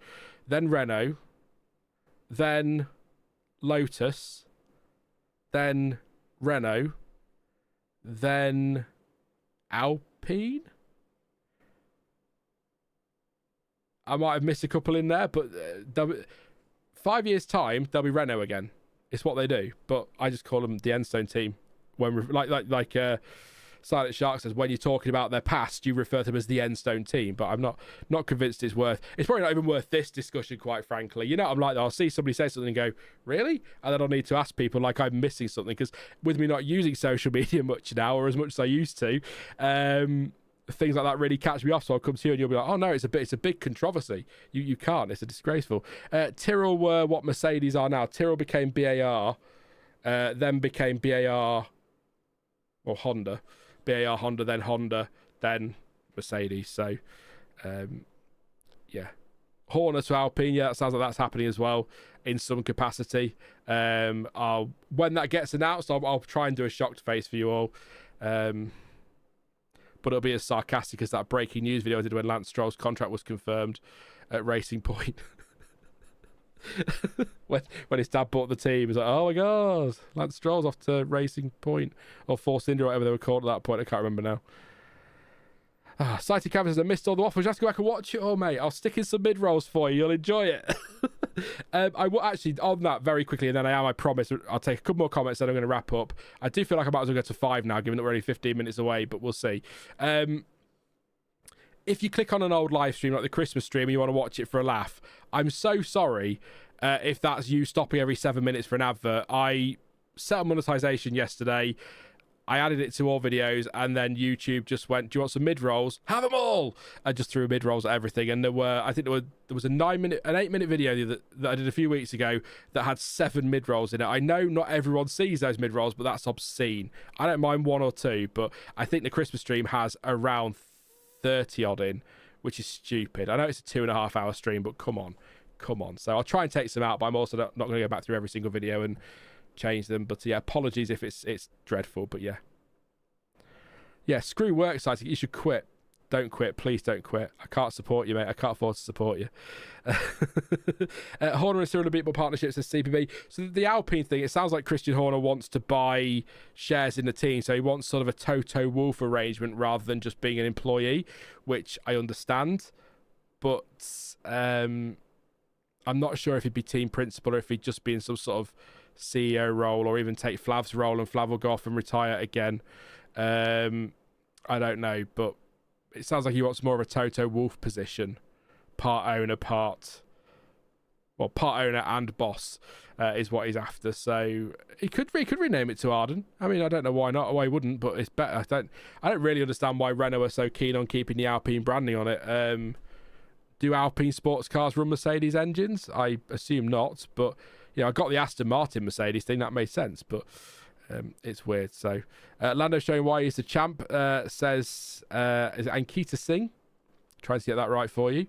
130, if you are just checking for the times, by the way, 134.6 from Norris, fastest time of the day, 58 laps, and he set that on the C. The tyres are confusing, but they set it on the C2, I think, didn't he, in the end, or C3, whichever. Yeah, the tyre colours are off compared to what they are on TV, so hopefully they change that tomorrow. We shall see. Edstone was Tolman. They started off with Tolman, and then they've ended up where they are now as whatever they are this week. So could be worse. Alpine could be known as Gaggingwell team. I'm probably missing something again, Alfie. You know what I'm like. I'm very slow at the end of a stream and in the middle of a stream and at the beginning. So there you go. His obsession with Wolff is funny, says Latox, like a Napoleon complex. I love their rivalry, though. I feel like we've missed it, although a lot of people will say that it was quite nice and it was a bit more harmonious last year. But yeah, it was good. I'm on the mobile and can't see the lappage, says Sighted Canvas. I'll tell you what, then, mate, super quickly, then we are going to end. The stream, I'm not just going to... Yeah. It's close to Gaggingwell than Enster. Oh, okay, yeah. Sorry, geography thing. The team formerly known as Prince.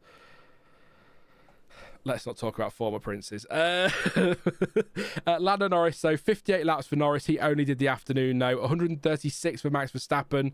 He did all day. 80 laps for Leclerc. He did the afternoon, so that's solid, actually, isn't it? Ocon, 115 all day. Piastri in the morning did 54. Russell in the morning did 56. Hamilton in the morning did 52. Gasly, afternoon, 49.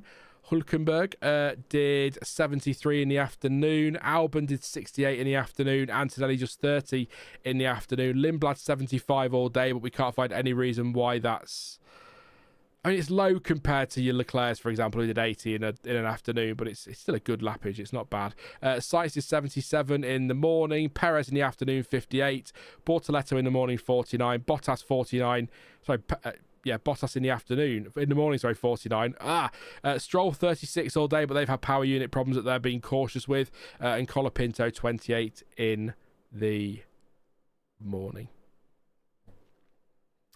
There we go. I'm not reading that. I'm not. There's just no way I'm reading that CPV, not in a million years. Ferrari fans eating good? I hope so this season. The lappage on screen right now is a tyre. So the lappage on screen is tyre length stint. I should have said that before I went through them, but I can't put a column for lap totals. I'll check Discord tomorrow morning and see if they've updated their coding, but that's the laps on that current tyre, so that's their stint. I might try and put a little bit of text on there that says, like an arrow, stint length or something. But yes. Final few comments then. Honda having power issues? Yes. They had a data anomaly. The run went okay as planned, but they had a data anomaly and they were cautious rather than going out and risking things. So they've worded it in a very PR-friendly way, but it's probably what I would say. Not ideal, but it is only the first day of proper official testing, so plenty of time to make those laps up. Hopefully we don't have a McLaren Honda situation, otherwise Alonso might just not bother with the season. If he doesn't turn up to Australia, you know why. I'm going to guess your favourite team by your outfit. Could it be Ferrari? Yes, my favourite team is Ferrari, hence the channel colours, but I just buy the merch that I like because it's nice to wear different ones rather than the same one. Otherwise I'd have to buy multiple Ferrari t-shirts for testing, which would be a disgrace. What's your favourite track, says Ankita. On the calendar, Spa probably on the calendar, just because it's Spa. But big fan of tracks like Austria for racing, and I like Zandvoort, but that's a shame that's going at the end of this year. But I get it. Kota, I think, is very underrated as well. So, yeah, but I'm always going to say a Spa or a Monza or a Silverstone. One of those three. Probably Spa at the minute. And that's because I'm going to be pushing the Pro Spa agenda this year. The channel colours also indicate you're a huge Audi and Haas fan. Yes, I am a massive. Are there any Haas fans in? Is Tommy here? I don't know. But, yeah, no. We'll see. Maybe one day. I'm going for the Caddy boys this year. Could be fun. Society Canvas. Good day for Caddy. Promising, says Stewie. Yeah, some good laps. Like I say, 58 and 49. Reliable. Not quick, but I wouldn't read too much into testing times at this stage of the week. And maybe not until next week. So, Michael likes Haas. I don't dislike Haas, but I wouldn't say I'm a fan. But I'm a fan of the livery, but we'll do more on that tomorrow because we will be doing a livery ranking. But we'll wrap it up there. I keep saying that we are going to wrap it up, so it'll take me 8 minutes to sign off. You know what I'm like. But thank you very much for joining me for the final hour of Test 1 Watchalong live timing chatty waffle thing. I'll come up with a catchy name, I promise I will do. And I will be back tomorrow at 2:30 p.m. GMT with John T to do the livery ranking, like I say, probably towards the end of the session, maybe even after the session ends, rather than waffling for an hour. You guys will vote on the livery we'll put on screen. We'll probably do 4 tiers, S, A, B and C, S being S and C being terrible, and you'll be able to vote on that one and where you want that to go, and then we'll compare it to ours and we'll have a laugh at how wrong you all are.